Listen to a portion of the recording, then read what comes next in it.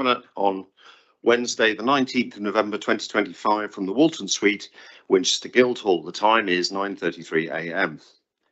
My name is Councillor Martin Todd, Chairperson of the Cabinet and Leader of the Council. This meeting is live streamed from the Council's YouTube channel, and the recording will also be available after the meeting. Subtitles can be switched on, and advice on how to turn these on is set out online. Can everyone ensure mobile phones are on silent? And can I remind members to use their microphones? In the unlikely event that it is necessary to evacuate the building, the fire alarm will sound. Please follow all the instructions given to you by our team. And I welcome the members of the public to the meeting this morning. We will invite you forward when it is time for you to make your contribution. Turning to the agenda. The first item of business is apologies for absence, and I have apologies from Councillor Porter. Do we have any other apologies? Not that I can see. The second is membership of Cabinet committees, and there are no changes there. So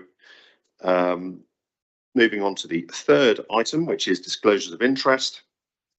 I need to declare that I have an disclosable pecuniary interest in respect of several of the items on the agenda due to my additional role as a Hampshire County Councillor. However, as there is no material conflict of interest regarding these items, I have a dispensation granted by the Audit and Governance Committee that enables me to speak and vote on these matters. Any other declarations of interest? No. Fourth item on the agenda is a request from councillors to speak. I have Councillor Lee on items 8 to 13, Councillor Warwick and Councillor Godfrey on item 8, Councillor Horrell on items 9, 10 and 11, and Councillor Bolton on items 8, 12 and 13. Is that correct? I'm seeing some thumbs up from the back of the room. The next item is public participation. Mr. Tate, you've highlighted interest in speaking on items 9, 10 and 11. My understanding is you might want to make a combined. No, you want to do it individually? I'm not sure I'll be able to give you extra time as a result.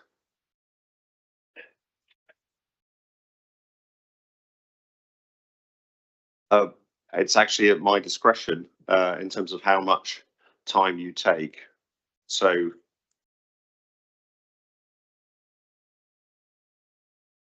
you able to make your comments now? Yeah, I think they're more benefit. Okay, we'll take them when they come along. The next item is minutes of the previous meeting. Cabinet, are you happy to agree that the minutes are agreed as a correct record? Thank you very much. Item number 7 is leader and cabinet member announcements. Who wants to make an announcement? Councillor Thompson. Thank you, Leader. Yes, I'm delighted to announce that our high street is thriving.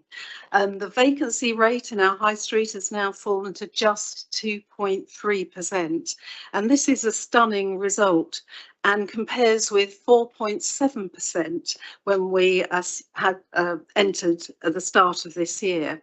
And it's now at its lowest level since January 2020, so that really is fantastic.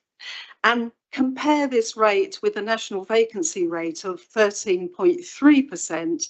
This is a great achievement and really shows that Winchester continues to attract new businesses who want to invest in our city, providing local jobs and helping to maintain the vibrancy of our high street.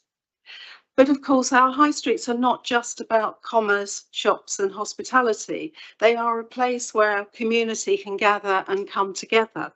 And we've seen this just recently in the 2 latest events, the Bonfire Night, splendidly organised as always by the Round Table, which saw a whopping 21,000 people take part, and the magnificent torchlight procession and those fantastic photos that we've all seen, I'm sure, on social media were just brilliant. And again, the Christmas light switch on just last week, organised by the Winchester Bid. All these events help draw people into our city centre and maintain its vibrancy and its uniqueness.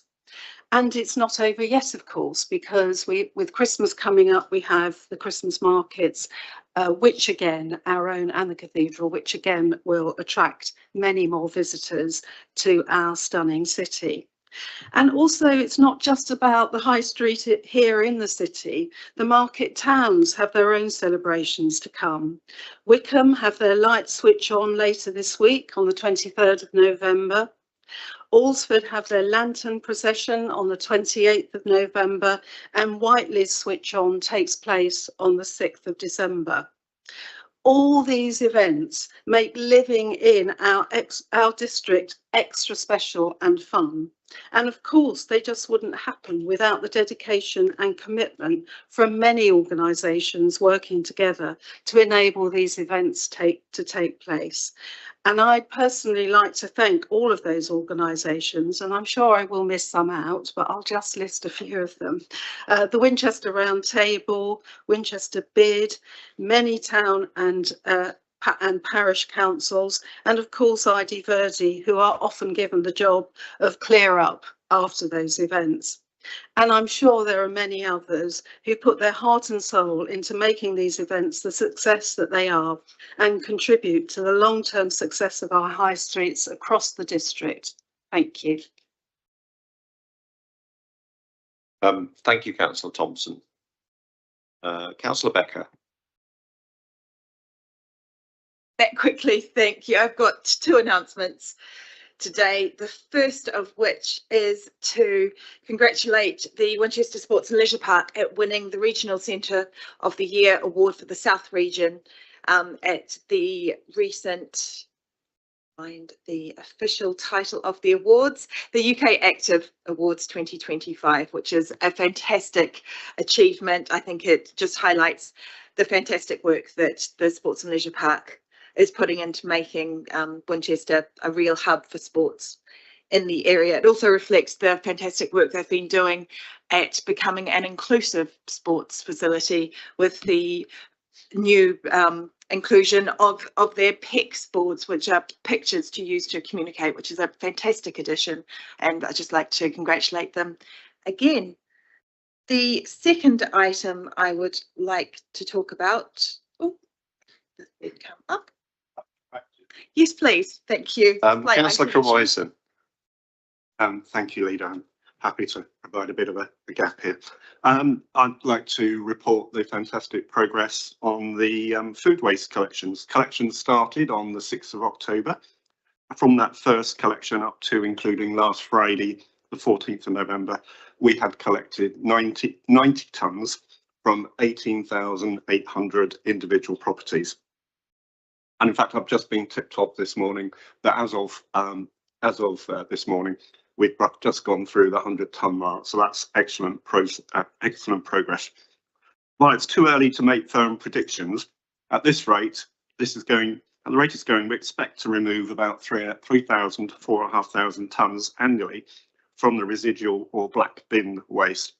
This is important when the government is expected to introduce legislation in the future that requires disposal authorities to pay an incineration emissions levy, which is, the initial signs are looking quite substantial. So the more we can remove material from our incineration, the better. It's obviously also important for air quality reasons. The rollout programme continues to go well, relatively few customer service issues. The wrinkles tend to be in the communal buildings such as flats, where the provision for bins varies so much between individual places and therefore cannot deliver to each individual home within those establishments. Our recycling officers are doing a sterling job at following up and sorting things out. Currently, the focus is on getting the bins delivered and in place. And as I'm sure everyone knows, there's always early adopters all the way through to people perhaps a little bit sceptical. So when it comes to changes in behaviour, and of course there may be some people who are currently in the "I'll never do that" category. So communications plans are in place to encourage those who are a bit sceptical to participate. But we also hope to start sprinkling the comms with messages on how people can reduce their food waste, which is ultimately one of the other goals in the programme.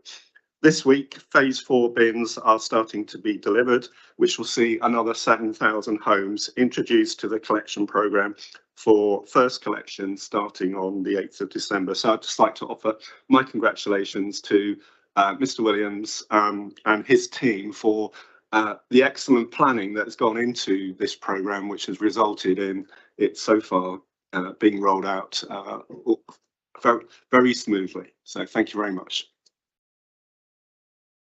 Thank you very much indeed. Councillor Becker. Thank you. This announcement relates to the launch of the community governance review. As everyone is aware, Winchester is currently an anomaly. Winchester town is currently an anomaly within the Winchester district, as it doesn't have a parish council or a town council. Instead, Winchester itself is represented by the Town Forum, which is made up of city councillors. But as the Town Forum is part of Winchester City Council, it too will disappear when the City Council is dissolved. At the request of the Town Forum, we've therefore launched a community governance review to ask residents whether they would support the creation of a parish council for Winchester. The focus of this review is on the unparished area of the city, which is not represented by a parish council. But given the amount of time that has passed since the boundaries were last set, we recognise that some residents living in areas adjacent to the town may now feel a stronger sense of community with the town than their local area, which is why this review asks some neighbouring areas whether the current arrangements are still effective and working for them. The consultation will run until 11:59 on the 22nd of December, and a series of consultation drop-in events is being held across the city. 2 have already been held, with 2 more to come, which will be on Wednesday the 26th of November at the Community Lounge at Henry Beaufort School from 5 till 8 p.m, and on Saturday the 19th of November at the Guildhall from 10 a.m. to 2 p.m. This is one of the most critical questions to be asked of residents in recent years, and we strongly urge residents to have their say via the consultation. Great, thank you very much indeed. Any other announcements?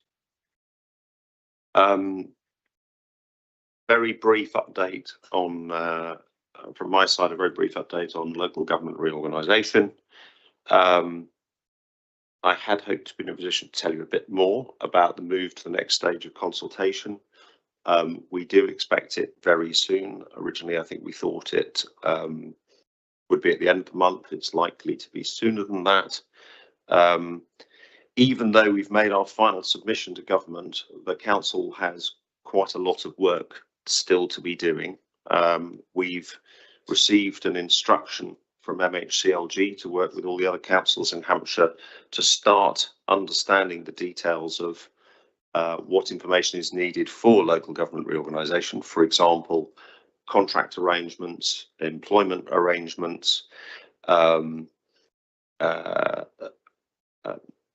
are probably the main ones. IT arrangements, where, for example, we will need to be looking towards moving to common IT platforms with whichever authorities we end up with in the future. So there's a whole wide range of work which we've been instructed by government to collect. And we have meetings underway with the 13 local authorities that we're already working in partnership with on local government reorganisation, and are reaching out to the remaining 2. We will have a meeting on Friday of all the leaders and chief executives of Hampshire and the Isle of Wight councils to talk about next steps and the way forward in terms of this preparatory work that needs to be done for local government reorganisation. As soon as we have further news about the launch of the consultation, we will of course be publicising it on our website and making clear to councillors as well what exactly is being proposed and how they can respond. Right. Moving on to the next item of business, the General Fund budget options and medium-term financial strategy. Councillor Cutler, would you like to introduce the paper? Thank you, Leader. As always, in November, I bring a paper to Cabinet setting out the medium-term financial strategy and general fund budget options. This year, with the timetable set out by government for local government reorganisation, the paper has fewer budget options as we redirect our attention to maintaining delivery of our services, whilst committing significant resources to ensuring a smooth transition to whatever new unitary authority emerges. The MTFS set out in Appendix 1 shows a balanced budget for the next 2 years. A key change this year is that we expect government to implement the Fair Funding version 2 with a multi-year settlement to help future budgeting. We expect this to be announced or to be confirmed before Christmas. The revenue section of the MTFS therefore shows the expected effect of this. Business rates base reset reduces our retained business rates from 7.9 million this year to 3.1 million next year. New homes bonus will be abolished and all funding, including the damping payment to soften the cut in business rates, are rolled into a revenue support grant. And this in total represents a cut of £1.6 million. Also included in the revenue funding is an estimate of the government funding for the food waste service. Government has indicated that this would be 100% funded since it's a mandatory service. But this is yet to be confirmed, and until it is, this represents a considerable risk. So it's prudent to only show a figure that covers 80% of food waste collection costs. On the positive side, our extended producer responsibility allowance was considerably higher than we budgeted for in the current year, 1.68 million as opposed to 0.834. Further good news is that although we forecast a decline in the year-on-year extended producer responsibility allowance, it's been confirmed that next year's allowance will be the same as this year. Appendix 2 of the paper gives the details of expected growth in baseline costs of 0.85 million, the most significant being an extra commitment to the asset management reserve of 500,000. It shows budget option savings of 0.899 million, including 634,000 TC25 savings and 300,000 savings in employers' pension contributions. One-off proposals of £300,000 cost for the CGR for Winchester Town, and the cost of LGR we have put in a 2-year one-off costs of 2.28 million at the moment. The main body of the paper describes these figures in detail, as well as the capital financing requirement. TC25 programme continues to make significant reductions in the baseline budget costs, reducing net expenditure by over 1.6 million since the programme's inception, including a further 692,000 removed from the revenue budget since last reported. The advent of local government reorganisation makes it far more difficult to justify many of the investor-saved digital projects until it is clear what will be appropriate in the future unitary world. Therefore, the transformation team will pivot from its current primary function in driving TC25 to delivering a smooth transition to the new authority. Cabinet, this MTFS continues our record of delivering sound, sustainable finances, which enable the council to deliver our council plan. The paper was tabled at the Scrutiny Committee last Thursday evening, and I, along with officers, answered a series of detailed questions. The report was noted with no further comments. I'm happy to take questions on this report and trust the Cabinet will approve the recommendations detailed. Thank you, Leader. Thank you very much indeed. I have 4 councillors who wish to make comments on this particular paper. Councillor Lee, your name was listed first. Would you like to kick off?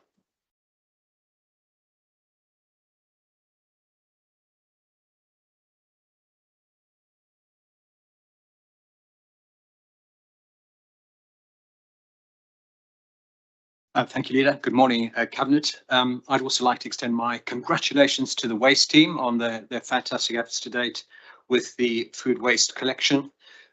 Really good. If we can overcome the skeptics, this is very, very important for residents and the environment. So well done. I posed many of my questions at scrutiny, and most of them were covered. I'd like to just review a few. as I don't think they were entirely answered, on the subject of the property asset transfer costs. I noted that obviously there's probably a need to relate costs related to legal surveying or valuation costs for parish issues over district asset transfer. I'm not clear whether there's been an estimate placed into what you've just described, Councillor Cutler, the 2.28 million costs for LGR. Obviously, I appreciate it's early and difficult to take get an idea of the size of those costs. But I wonder if any are emerging, and whether we'll have some clarity by February when we get to the MTFS, the final end of the process. And in terms of rental income risks, what drives the increased rental increase risk in 28, 29, 29, 30, and why does it fall back in 2030, 31? I wasn't clear on that. I don't think my question was answered about the River Park Pavilion. Is there a risk provision in the MTFS for contingency if no viable redevelopment bid materializes? Apologies if I've missed that, but I see clarity on that. And then finally, in terms of greener, fast emerging projects, I think it's para 1619, talks about capital investment, investor earn opportunity. And the question, as captured in the minutes from the scrutiny, and as the portfolio holder wasn't there, I'd be grateful for further comment and so on with respect to a larger accelerated solar PV program, given its proven financial returns. The MTFS says solar may generate income above the borrowing cost, which is of course correct, given the current economics of solar. So the question is, can we be more ambitious with an accelerated solar energy program? Thank you.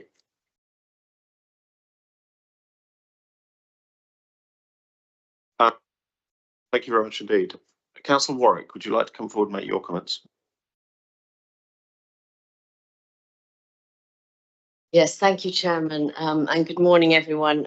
My comments relate to item 8, the MTFS, specifically paragraph 16.2, which refers to the River Park Pavilion on page 29, I think, as well as I'm actually speaking to item 13, the Q2 financial performance, and Councillor Cutler, that's possibly you as well, as that refers to the general fund capital programme, including an allocation of 153,000 of SIL funding for the River Park recreational ground.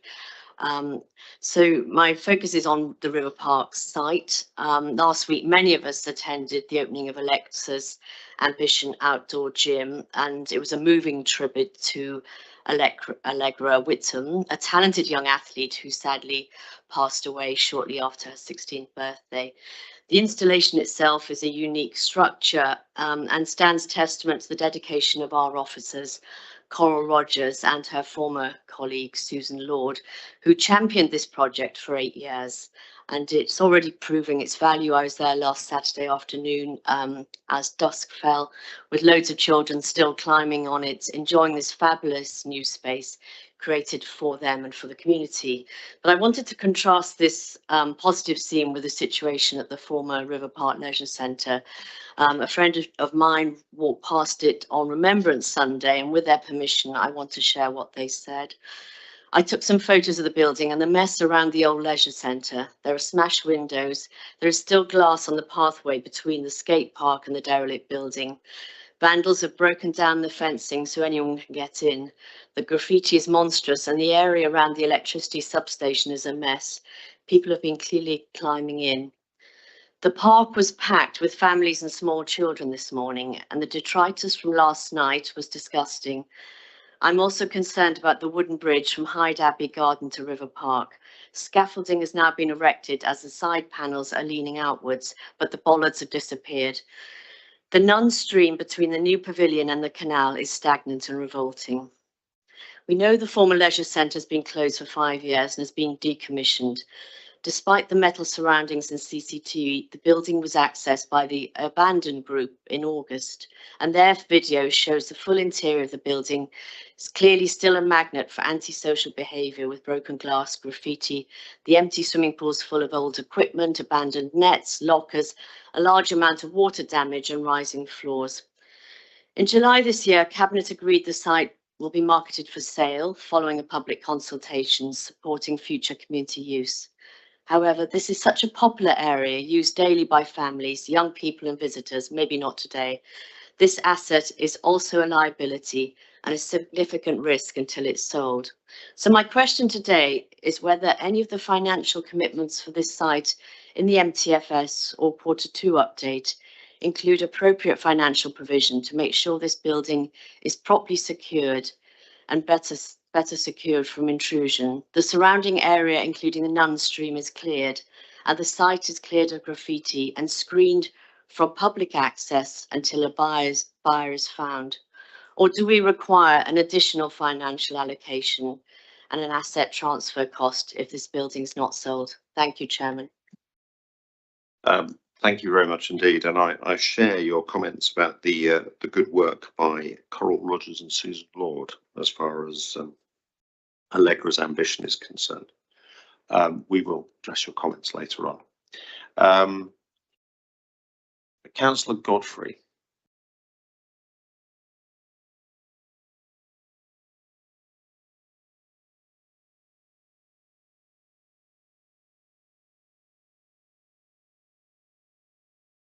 Good morning, thank you. I'm grateful to Councillor Cutler for giving me and my opposition colleagues a briefing on the paper, particularly on the MTFS. But disappointed that our request to be additionally briefed by Ms. Keys was not permitted. I've been largely supportive of the administration's cautious approach to council finances over the last few years, given the uncertainty in public finances that has followed the pandemic. The annual delay in resetting the level of retained business rates after many years of beneficial economic growth across the district and the surprising continuation of New Homes bonus has delivered more than £5 million per year to the council over the last 4 years. That it would have been unwise to forecast. There now seems to be a high likelihood of a longer-term financial settlement for Winchester City Council that will allow greater certainty about the next few years.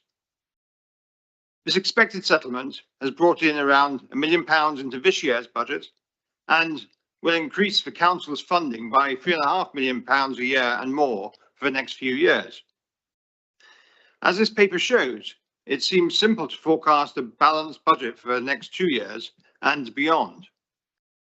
Without local government reorganisation likely to merge the City Council into a larger unitary in April 28, the outlook for those that rely on the City Council's services would be looking very rosy for years to come, thanks to government generosity with taxpayers' money.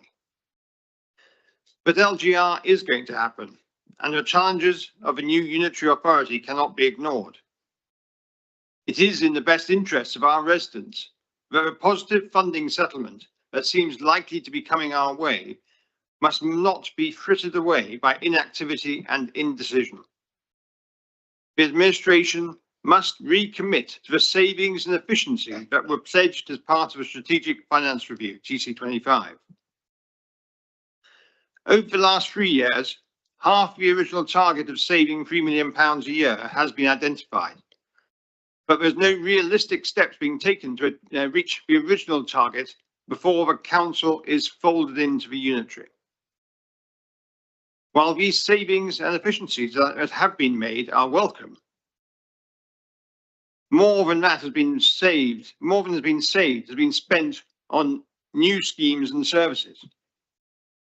There's been no real reduction in staffing, no real reduction in unnecessary costs, no real attempt to reduce contract costs, no success in making better use of investment property. Even in this paper, with an additional £300 a year savings claimed. This is more than offset within this paper by £320,000 of increases in staffing and maintenance costs. Expenditure has increased over the last 3 years, not reduced. You can increase reserves by hoarding away the windfall, but we all know that the new unitary council will just use that spare cash for reorganisation. Winchester residents will notice little or no benefit from this funding. So why are projects being shelved? Why are we not using the strong financial position to strengthen future services? Build more council houses, reduce the number of unused buildings, stop wasting energy. Why are hard decisions not being made now to reduce unnecessary expenditure? What steps will the Cabinet take to save money or increase income, but does not just involve increasing taxes and charges? Thank you. Thank you very much indeed, Councillor Godfrey. Councillor Bolton.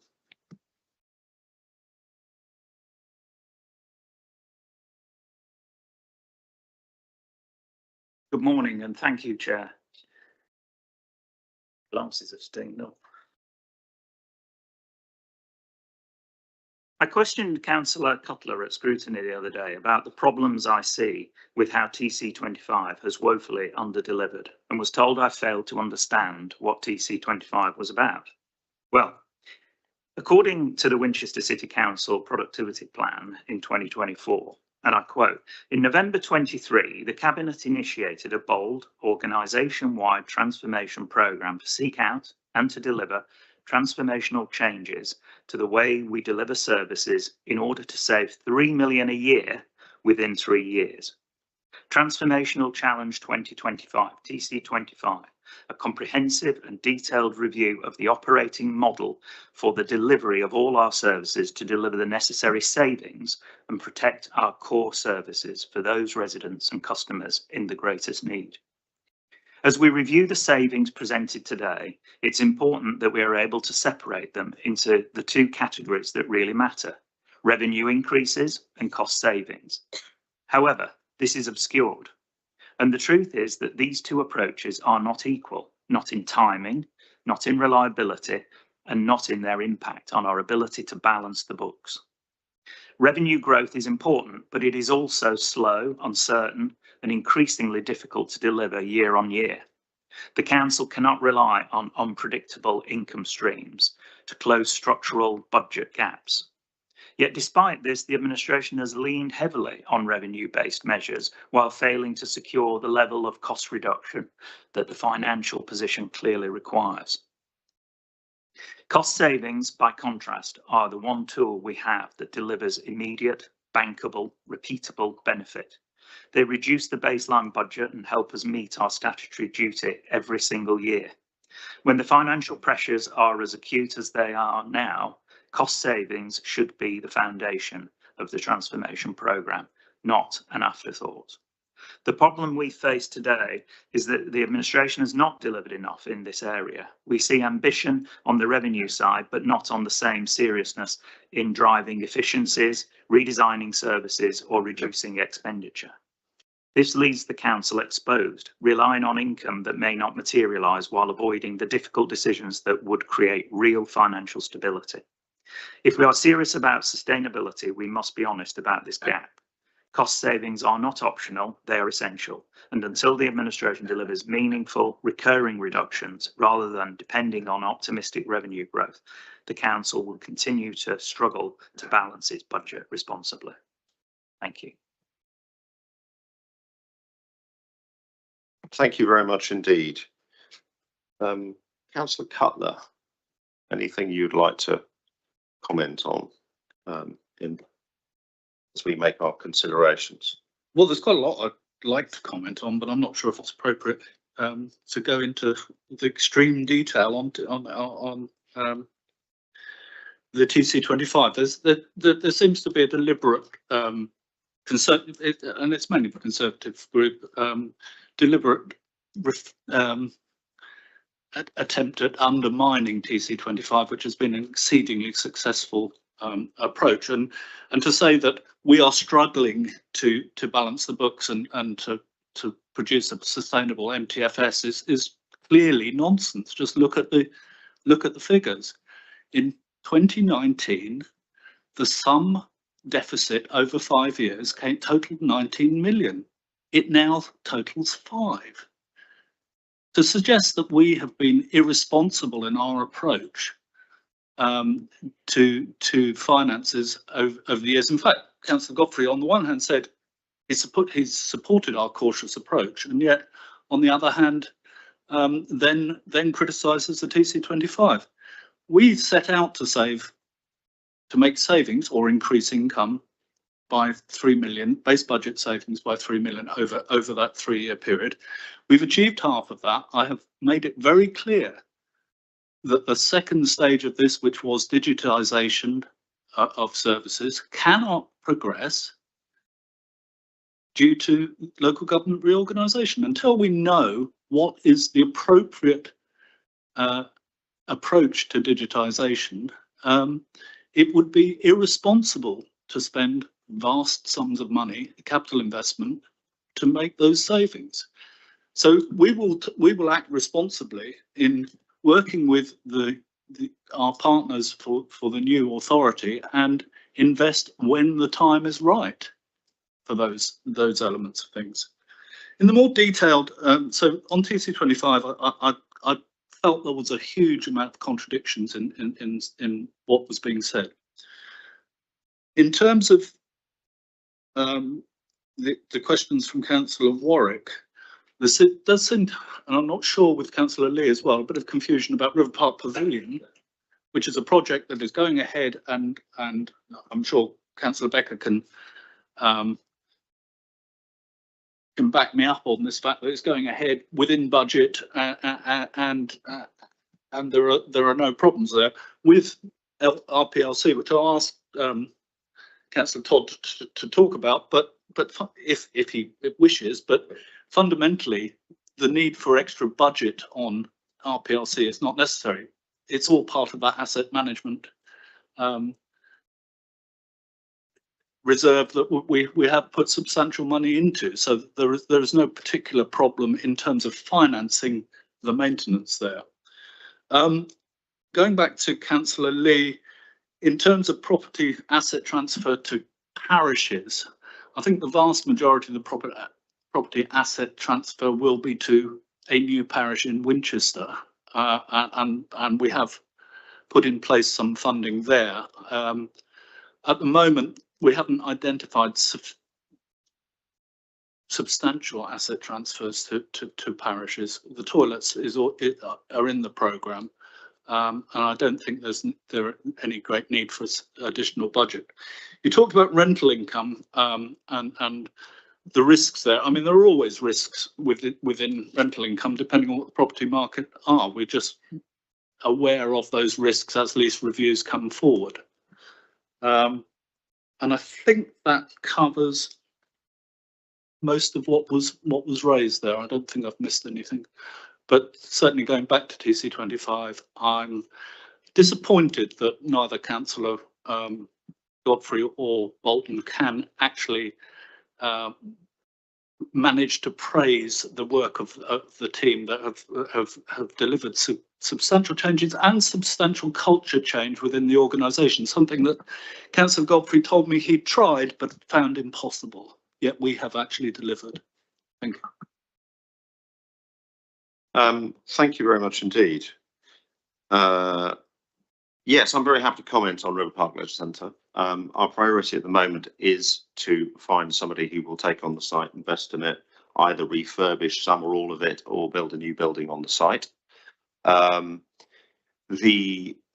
was a break-in much earlier in the year, although the video was published in August. We believe it was actually taken much earlier because quite some time ago, the building was stripped on the inside. So all the waste that's shown in the video was removed, has been removed, and that was done, I understand, Mr. Hendy will correct me, several months ago. In terms of security, we're aware there have been no break-ins since then. We've put in place extra security patrols in order to ensure that it doesn't happen. But there was a building, a small, very poor quality extension at the back of the building, which was being used to access it. That has been demolished and removed so that the route that was being used by people to access the building has now gone. And it is considerably harder for people to access the building unless they are kind of specialist urban explorers, but they'll be caught by the CCTV or security guards anyway, which was happening after that video got published. Obviously, frankly, I don't recognise your description of River Park. It's possible that it was the day after the fireworks, and from the timing you described, and obviously the level of work that is needed immediately after the fireworks is something that takes several days, not something that can be done immediately. We make no apology for that. We don't have the resource to be able to, instantly fix or restore something after an event of that magnitude. But we take the cleanliness and the maintenance of the park extremely seriously. That's why it's so beloved and why we continue to invest in it with the new running track, the new pavilion, and indeed when we find the right partner with the new leisure centre as well. In terms of, and I think it's important to put on the record what is going to happen to local government. So the County Council has just announced that it's increased its deficit in 26-27 to £143 million, and in 27-28 to £230 million. When I last calculated the equivalent of the £19 million that we talked about when we inherited the administration for the Conservatives, and the £5 million that we have now but a plan to address, the equivalent figure for the County Council is well over £2 billion in terms of the size of the hole in the finances that the Conservative administration currently has allowed to take place, in combination with the Conservative government and the Labour government and their decision on funding of adult social care and children's services. The thing we all need to be aware of is that they have asked for exceptional financial support. What that means is they want the ability to sell any asset that isn't nailed down for revenue spending. And so, and as far as we can tell from local government reorganisation, in September next year, the county becomes one of the institutions that has to sign off any spending that we're involved in. Effectively, they become part of the interim shadow authority from September next year, where we lose control over any spending over £100,000. Those are the rules in terms of how local government reorganisation happens. That is why we are focusing on projects that can be delivered before September next year, because anything that happens after that date that has any kind of extra spending is going to be extremely difficult to get approved by the shadow authority, particularly because there's a serious risk that the shadow authority inherits the need for exceptional financial support from the County Council, since we will all need to be addressing the catastrophic finances up at Hampshire in any new unitary that's created. So the watch out, and one of the reasons why we're progressing with River Park, is that once we get beyond September, and in particular once the new unitary is in place, there will be a fire sale of assets. The kind of care that we are currently taking to find the right partner and the right investor for River Park will not be taking place. It will very much through the lens of selling stuff off at the greatest speed, at the highest bid, no matter what the quality, in order to address the catastrophic hole in the finances. And that is why this administration is taking the approach it is to say it's really important that we find the right partner in consultation with the public, and we get that done before September next year. Because as soon as we get beyond that point, even after that point, we will be in the position where the other partners who form up the shadow board for the authority are likely to be asking us to take the highest bid, no matter what the quality. So that's just something we need to be aware of. Anyway, Cabinet, are there any other questions that people would like to ask to the paper? Councillor Lurney. Thank you. Not a question, but to respond to a couple of the points that were made by fellow councillors.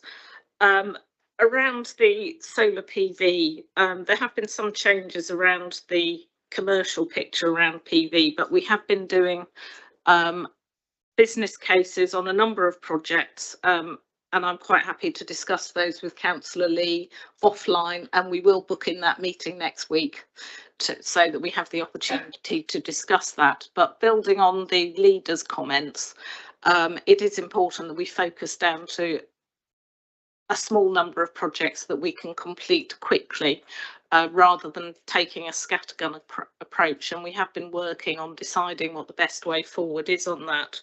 I'd also like to address the comments about the Nuns Stream and the river. I think this is where it's really important that we don't judge a book by its cover. There are areas in the park where you look at the stream and think, oh, and I think that is what the public might say, why don't you do something about that? In fact, I have had this discussion with officers, and the silted up bit of the river is actually an important habitat for a number of species, including mayfly, which obviously helps with the health of the main river, which, as anybody who walks down there knows, actually looks very attractive. It is very unlikely that even if we wanted to, that the Environment Agency would give us a... So, from the top, cyber, digital, data and technology. I won't read the full details of every paragraph because then we would be here for a very long time. Auditing key IT systems, including infrastructure, websites, applications, data, systems and licenses held for their scope, capacity and limitations, e.g. social care customer front door, revenue and benefits, democratic services and elections, intranet, finance platforms, HR software, reporting tools and any other business applications which will go beyond vesting day. Note versions of applications and modules included. Number 2, I should warn you, there's about 40 of these, so it's going to be a while. Auditing data and information stored on key IT systems to understand how it is stored and can be moved. I won't read the further detail.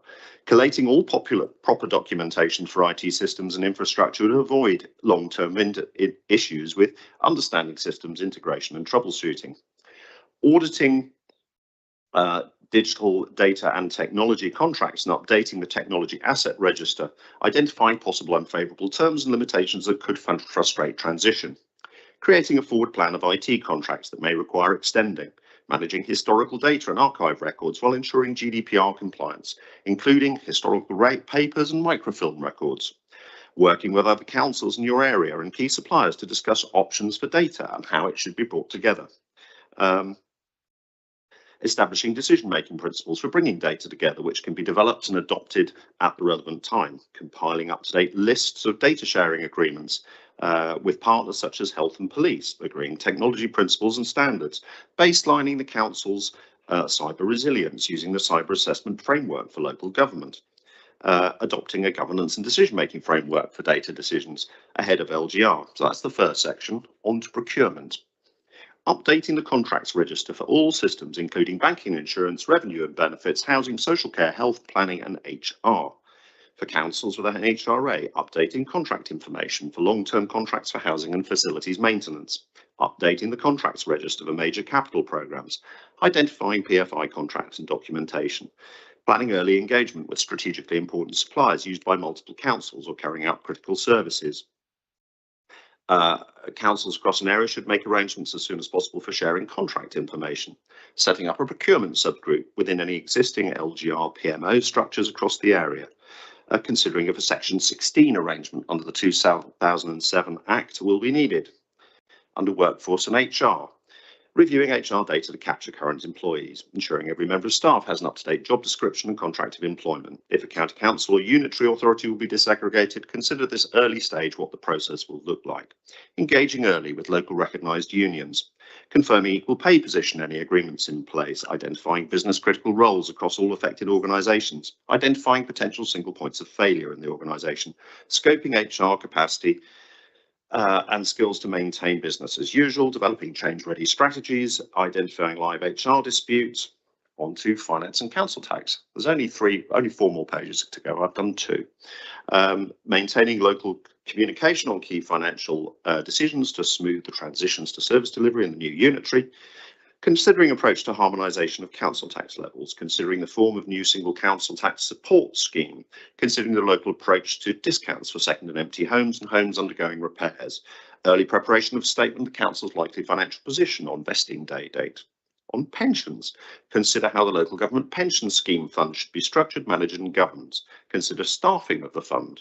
Consider how the operational risks associated with transfer to a new administering authority will be managed. Consider how conflicts of interest will be managed. Audit. Do people want me to carry on? No. No, okay.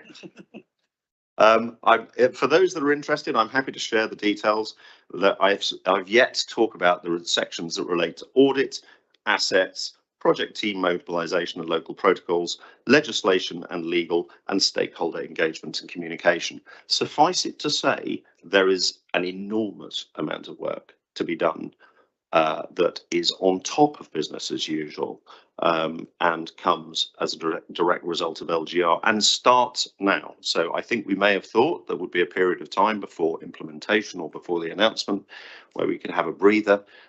This list, and I haven't read all of it, shows that that's not the case. Right, any debate on this paper? Any final comments, Councillor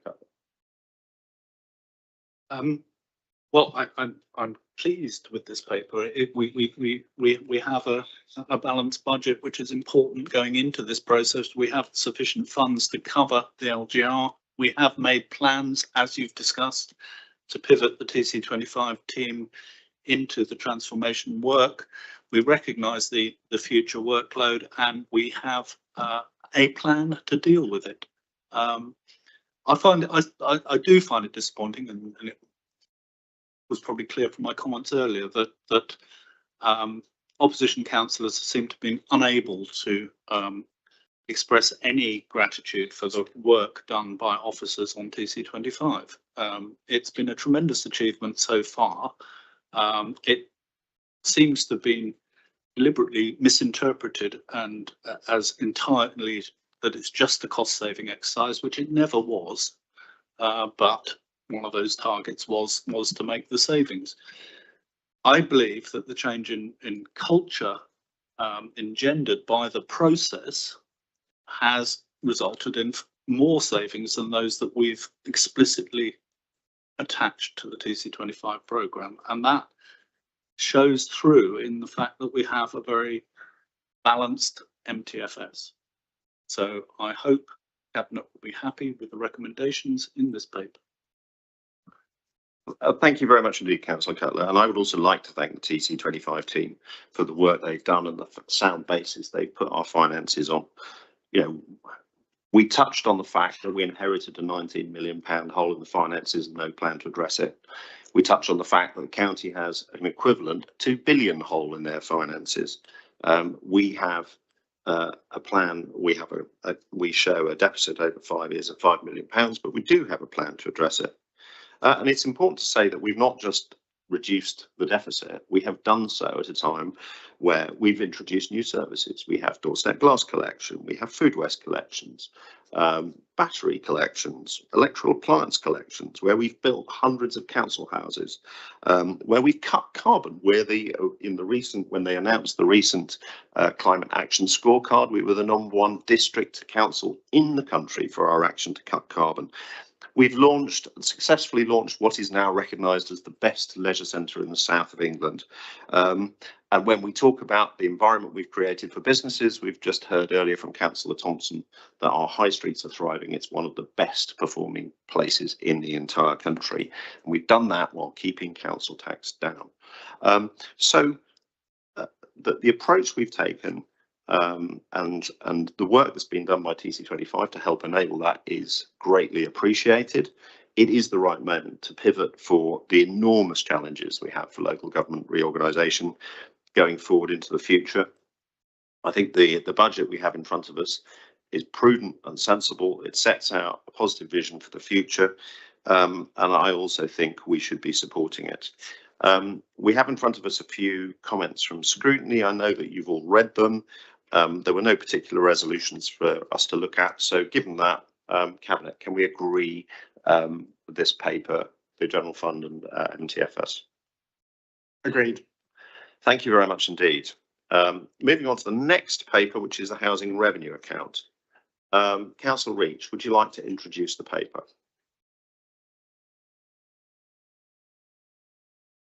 Thank you, Leader. Similarly to the previous item that we took, this is about setting a sustainable and viable budget for the housing revenue account for the coming years. Under the Housing Act, local authorities with council housing stock have an obligation to run a balanced and sustainable HRA. That means the HRA itself is a ring-fenced fund separate from the general fund within the council, and therefore is subject to different controls. But fundamentally, the thing we need to remember here, this is about tenants' money. So the chief revenue line in the HRA comes from rents. So it's doubly important that we look to make sure it's sustainable and efficient, and we reduce costs where we can. The work that's gone into this demonstrates that we can have a sustainable HRA, but there are some challenges we will face over the coming years. Primarily, given that the HRA is largely debt funded, with a debt of around £200 million, about 3/4 of which is from the Public Works Loans Board. This means it's very exposed to macroeconomic factors and interest rates. We've made a prudent assumption in this budget of an interest rate of 6% versus 5% where we are today, which adds some pressure. There are other items in here which move back and forth, but there's also provision in here for over £40 million worth of capital investment in our housing stock for retrofits to make sure that all of our property is at EPC-C by 2030. And there's also a profile in here which aligns with the next paper that we will look at this morning about our new home strategy to make sure that we also deliver our council's priority for 1,000 new homes by 2031-32. I think that's probably sufficient for an introduction if you'd agree. There's detail within the paper which I'm happy to take questions from colleagues or elsewhere. Thank you very much indeed. Yes, we have Mr. Tate wishes to speak on this paper.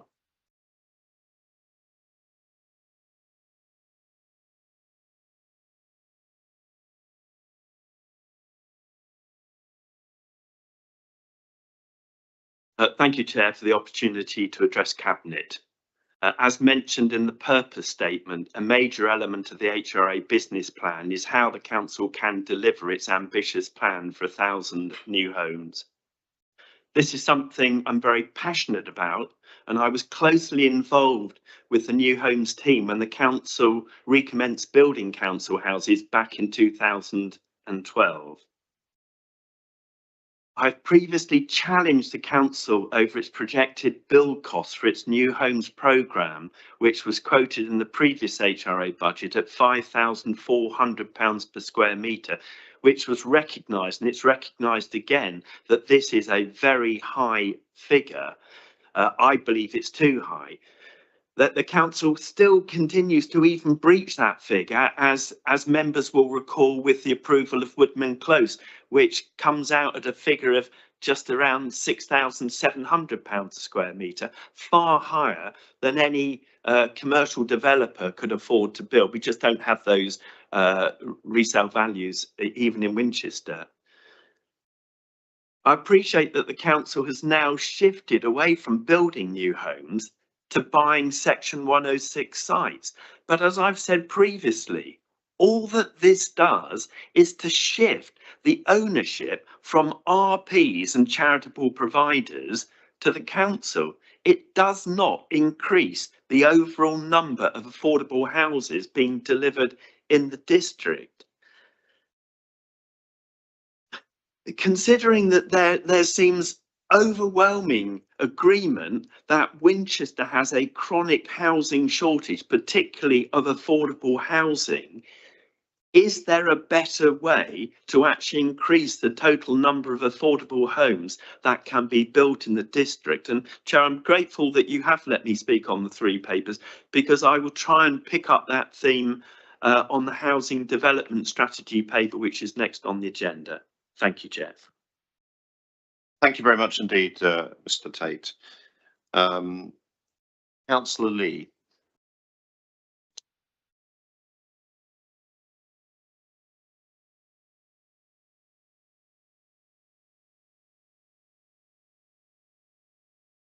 Thank you, Chair. Just like to correct something Councillor Cutler said previously. I have offered my thanks to the TC25 team. I think I'm on record as saying that. and the Green Group has actually contributed to the TC25 process. Thank you. Chair, thank you for allowing me to speak, and thank you to the housing team for the comprehensive business plan and budget, which I recognised at scrutiny last week. As I said at scrutiny, I remain concerned about how well the HR business plan and the housing development strategy is future-proofed, particularly given the growing cost of living pressures, rising build and maintenance costs, supply chain volatility, and the wider environmental challenges. I won't go into this now. I'll pick up on that in the next agenda item under the strategy with some suggestions for cabinet consideration. I'll just go into quickly the couple of questions which I don't think were fully answered at scrutiny, and that is on the subject of repairs, maintenance and specification. I said I welcome the move to the National Housing Federation Schedule of Rates version 8, which modernises our cost modelling. However, it still doesn't prevent us from using high carbon materials in repairs. So my question is, can we be more ambitious in specifying low carbon and biogenic products with best environmental product declarations and ensuring the HRA budget reflects the transition costs in doing this? I really do believe this will help future-proof the HRA and our housing stock. We know that the increasing climate nature crisis and our commitments in tackling this is a high priority. And I think this merits some serious consideration. And I think this also, in the long run, helps the tenants' comfort. So can I ask that this is considered? Thank you. Thank you very much indeed. And Councillor Horrell.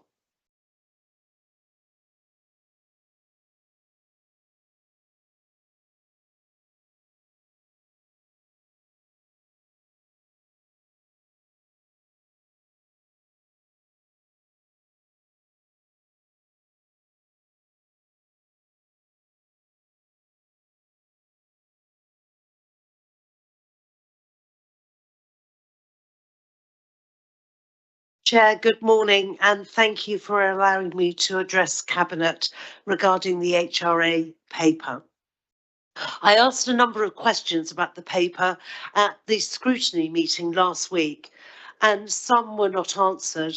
I would therefore be grateful that these are followed up by the Director and Portfolio Holder. I am encouraged to see that the HRA continues to offer an outstanding service to our tenants across the district. And I'd like to put on record my thanks to the housing team for all the efforts that they make on behalf of our tenants. And indeed, it appears that we will be able to agree a business plan that is acceptable, providing savings can be made. I know that tenants will be consulted about the suggested savings, and I welcome this action. Clearly, there are a number of suggestions that do not impact tenants directly and therefore should be quite straightforward. I'm assuming that the housing team will take on board the tenant responses in the survey and that these suggestions, if they're not agreed, alternatives can be found within the HRA budget. It would be helpful if officers could also explain the discrepancy on the rent table in table 1 for 5-bedroomed homes, please.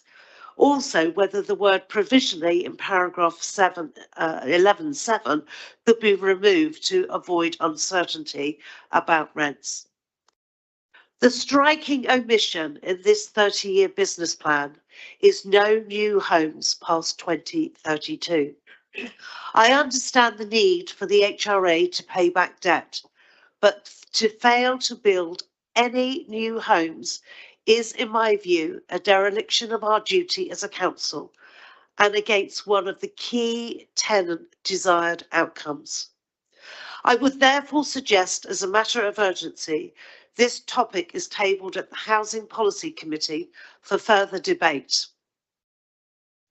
In 7.1, you indicate that we need to invest further in repairing some of the poor retrofit work undertaken to date. And we know that this has been a national problem. I see from this report that it is estimated to be 1 million. What actions are we taking to ensure this is not an ongoing issue with the new retrofit work we are planning for, as this is tenants' money that is being used to cover up poor workmanship? In 11.42, voids are referenced. What is the expected number of days for the next year plan versus current? I ask because empty properties mean a loss of revenue for the HRA, a tenant waiting longer for a home, but this may be necessary to ensure the property is of a fit standard. And I think it would be helpful if we could all understand what our intended strategy will be. In 11.68, you indicate the cost recovery for sewage charges will take much longer to achieve. We know sewage plants continue to be an issue for the HRA and that tenants in some places are subsidising homeowners.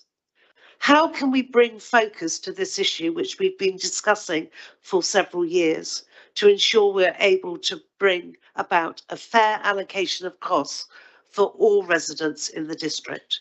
Thank you. Thank you very much indeed. Councillor Reach, do you have any comments on that? Yes, I do. Thank you, Leader. In response to Mr. Tate's question, Mr. Tate made these points before about the cost, in particular Woodman Close. I think we addressed those at a previous committee. You know, we had an extensive discussion of that particular case. In terms of seeking to find Section 106 sites, I do slightly dispute his statement that this simply shifts ownership from registered providers. I think what we're finding is a reduction in interest from registered providers in the current climate. So we're bringing forward Section 106 sites where it's appropriate. And again, I'm sure we'll discuss it under the next paper. In terms of, Councillor Lee asked about repairs and maintenance and high carbon materials. Yes, of course, we always look at where we can reduce carbon. I mean, the leader's already mentioned our great success as a district in reducing carbon where we can. What I would say is that the retrofit programme, although not a silver bullet, which should seek to address around 600 properties, will reduce their carbon intensity, will reduce bills for tenants and ensure that homes are warmer all round.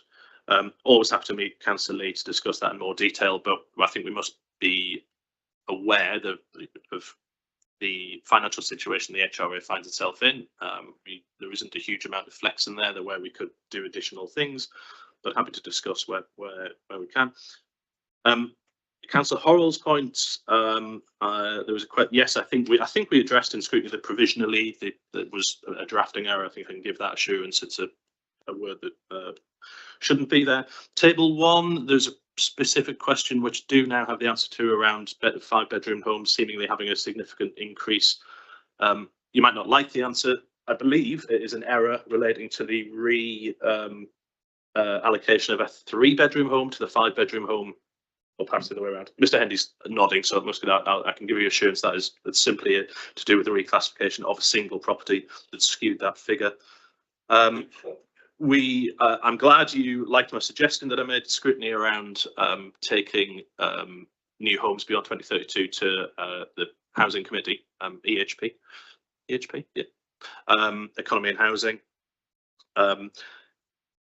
2032 is a way off. We've got a job to do before then, but the lead time on these is quite long, so it is absolutely right. There is an urgency to this. I hope Councillor Batho would agree to take that at his committee. It's a discussion I think would be very well worth having. Question around the poor retrofit. We've made a provision of £1 million, 500,000 this year, 500,000 next, to seek to look at whether we believe there's poor retrofit. This is a national issue that's been found right across the country. There will be an initial 30 properties that we will look at to see what the state of retrofit work is. I think it's also worth saying that there's scope for a commercial settlement as well, where providers or contractors have failed to meet the standards that they should have done. So that should be seen as a net figure rather than an absolute cost of remedying any problems that we might find. Councillor Horrell did ask the question around voids at scrutiny, and I did give a fairly vague answer, and I'm afraid I'll give the same one, that there is a piece of outstanding work that I would like to do with officers to look at our approach to voids. We know that where we have cyclical maintenance, that it's disruptive and expensive to go back in once people are in their homes to then replace kitchens, bathrooms, whatever it is we do. We actually need to look whether there's an opportunity, recognising that voids are a cost to the HRA, whether there's an opportunity to do that work earlier on. So simply seeking to reduce the length of time the properties are void might not necessarily in the long run be the most efficient thing for the HRA. But I will come back once we have time to discuss that. And it's another thing I suggest that Economy and Housing Committee might want to lend their views on. Sewage charges, again, as I said, it's scrutiny committee on Thursday last week. This is tricky. There are Winchester City Council through the HRA own around 50, 45, I think, different sewage plants, cisterns, cesspits, pumps, all sorts of things, very complicated. Each of those have different running costs. Each of those have a different number of properties connected to them, and each of those have a different mix of properties in terms of private ownership and HRA ownership. It's therefore be extremely difficult to come up with a proposal which deals with the non-recovery or the shortfall in recovery of sewage charges, which amounts to about £350,000 a year to the HRA, but in a way that is fair, transparent and consistent with the deeds of owner-occupiers, which all themselves vary. So the pragmatic solution which are proposed, which is in this paper at Appendix 2, is that we will do a flat increase of around 10%, which I absolutely accept is imperfect, but I think it's fair and it's transparent and goes some way towards closing that gap. As for how long it will take, that's also complicated because, as I said, for all of those reasons I just said. We agreed at scrutiny that we would do some modelling to come back with some more clarity as to when we would close that £350,000 gap, which we haven't had time to do yet, but we will do as a matter of urgency, and certainly before the next meeting of the scrutiny committee.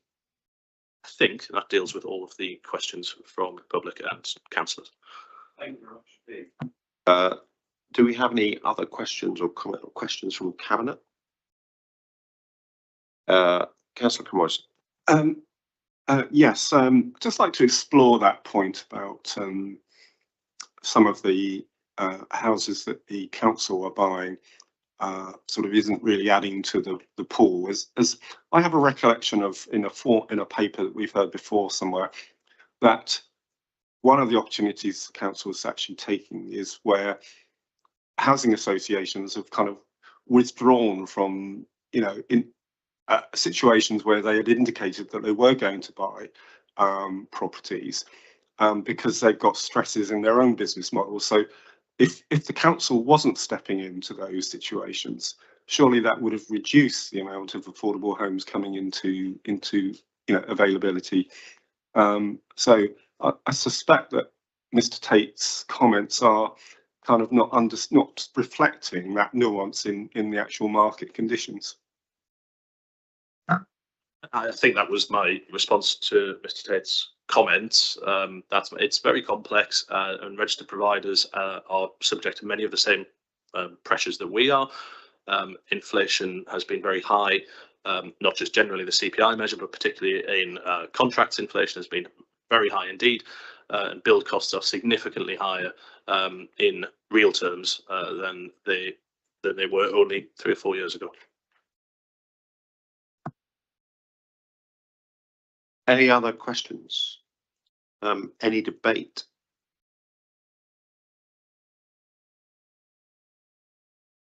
Any concluding thoughts? I've spoken a lot, I feel. I will just reiterate what I said at the very start of my introductory remarks, that we owe it to our tenants because this is their money we're talking about here. So while we're, as Councillor Cutler said, we're very prudent in the general fund, we are doubly prudent here because it is money from tenants for the most part that funds the HRA. And I'm confident and happy that we've put together a viable, sustainable business plan which protects tenants' money, invests in the stock where required, and helps us deliver our target of 1,000 new homes by 2031-32.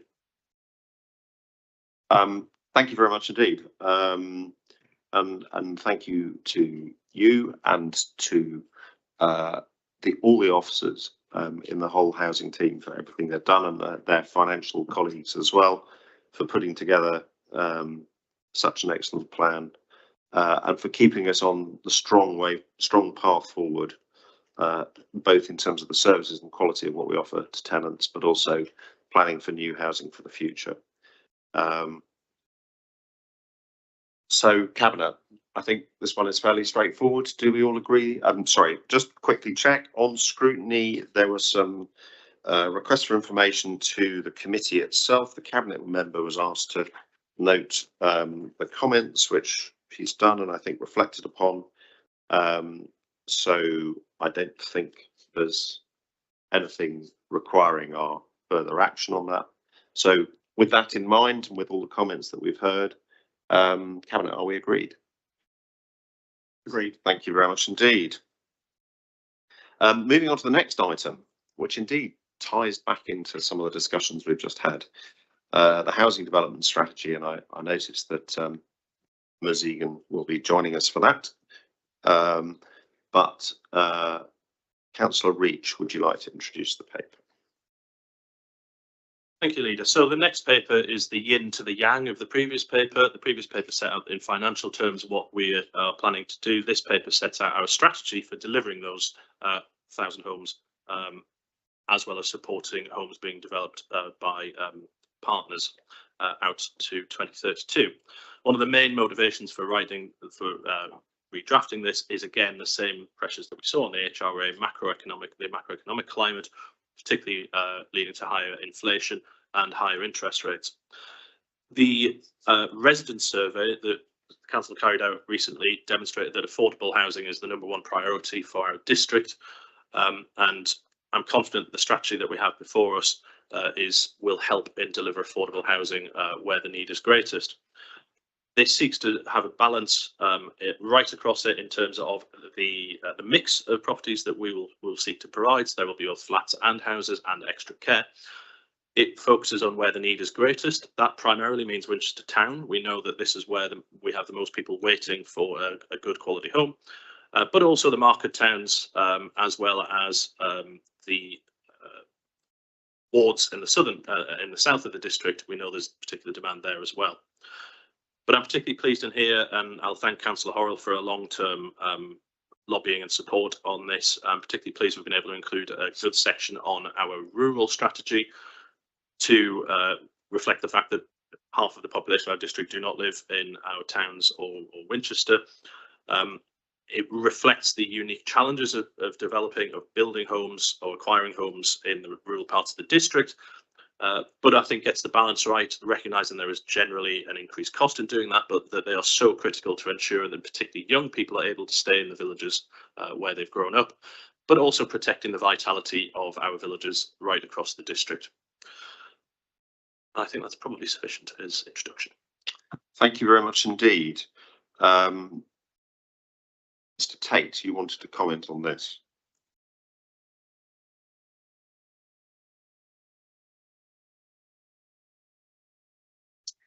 Thank you, Chair, for again allowing me to speak.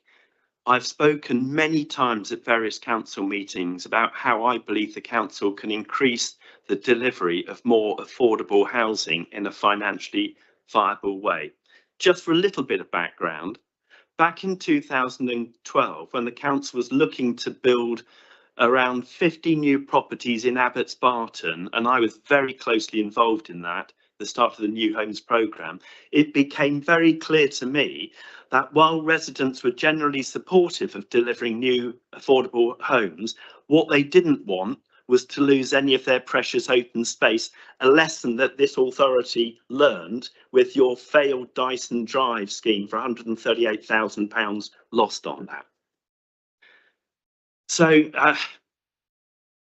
from the discussions, I changed my view and I formulated the view that the way to deliver that housing would be by finding a large site where you could deliver effectively a 21st century council estate. I have said that so many times since 2012, I don't want to repeat myself, that the value of looking at a council-driven new council estate is unlike open market schemes like Barton Farm, 253 acres, 2,000 houses. It's a low development scheme. It's squandering that precious resource.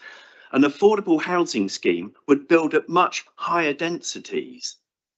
Interesting for me, and picking up on some of the points Councillor Cramerson has said, actually, I've been on the board of an observer in the Winchester Housing Trust for 25 years. I was also 7 years on the board of St John's and also associated with St Cross. So I've got a bit of an understanding of delivering affordable housing. Back in 2012, I engaged with Valentine Powell, who owned Pudding Farm, the land between Abbots Barton and Pudding Farm in Hebbourne Worthy. Valentine Powell, part of the Rank family. So the Rank family have a noble tradition of making land available for affordable housing, which I'll come to in the next paper you're going to discuss. So there are ways to approach it. I believe the council should take a stand and make a commitment to say to a landowner, if you come forward with sufficient land, we'll work with you to enable us to build a 21st century council estate in numbers which would make a meaningful difference. Yeah, it's better that the council delivers a Section 106 site. I fully agree with that, but it's not increasing the overall delivery of affordable housing. It's just shifting ownership. Winchester Housing Trust, we've purchased a few sites down in North Whiteley. If the council released Section 106 monies to us and right to buy, the trust could deliver more. So there are other ways of increasing those number of houses. Thank you. Thank you very much indeed. Councillor Lee.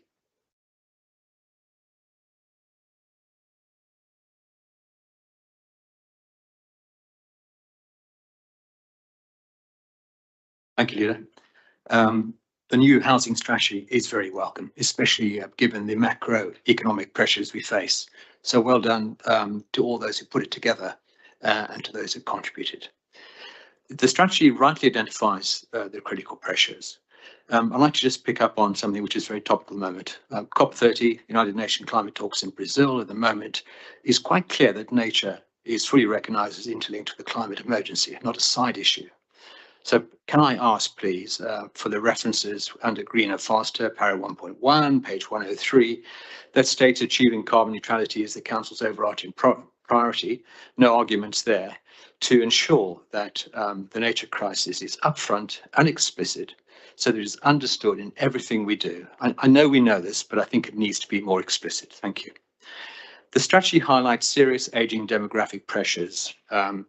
The stats are quite stark. 68% increase in residents aged 75 plus by 2040, and 25% increase in the number and the need for affordable extra care housing. I suggest this strengthens the case for integrated housing and care models, schemes that combine independent living with on-site care, delivered in partnership with councils, housing associations, and the NHS providers. A shortage of supported housing in England underpins this issue. And the costs the NHS something like £71 million through delayed mental and health hospital discharges.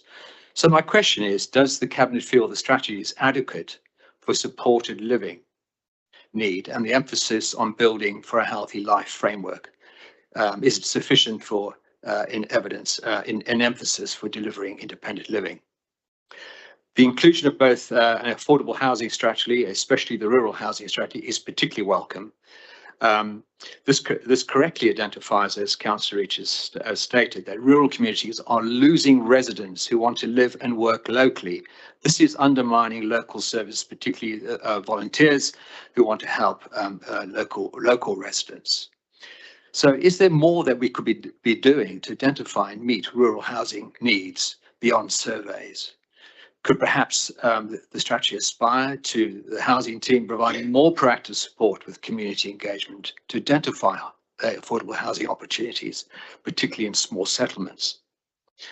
And then quickly looking at the analysis of the construction sector points to ongoing fragility, developers pausing schemes, modern methods construction firms collapsing, contractors downsizing, schemes needing redesign.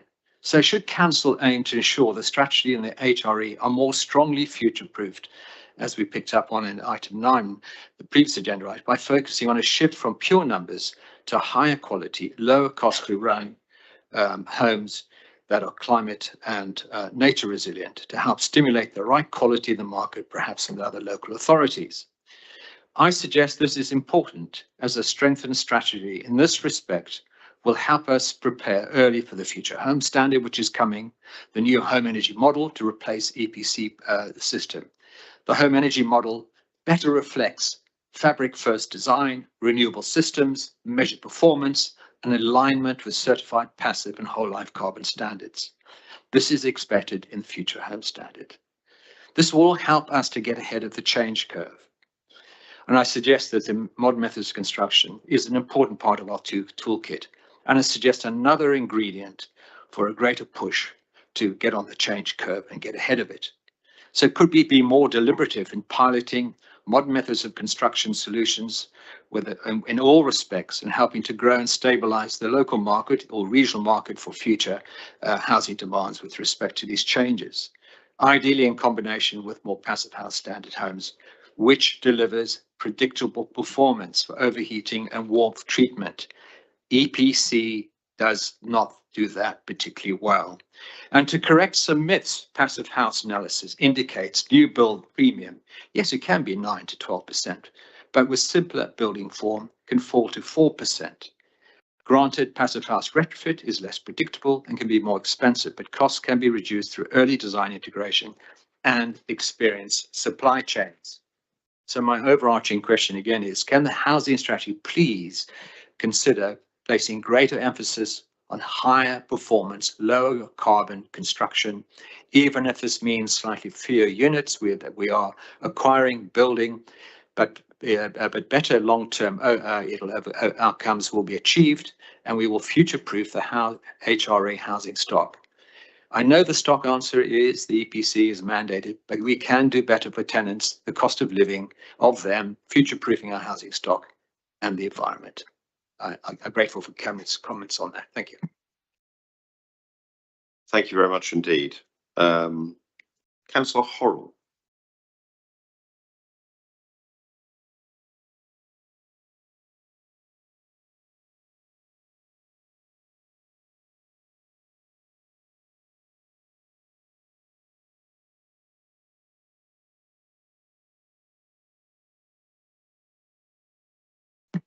Chair, thank you for allowing me to speak on this important paper today. And I'm delighted to see the paper before you and hope that it is not just great words, but will lead to clear outcomes. I'm sorry, however, that it's not been through further discussion with other parts of our governance structure to ensure that we've all been able to add additional value to this key strategy. I was struck, though, as I began to read the paper and surprised in the opening welcome that we referenced the South Downs National Park local plan delivering housing in significant numbers.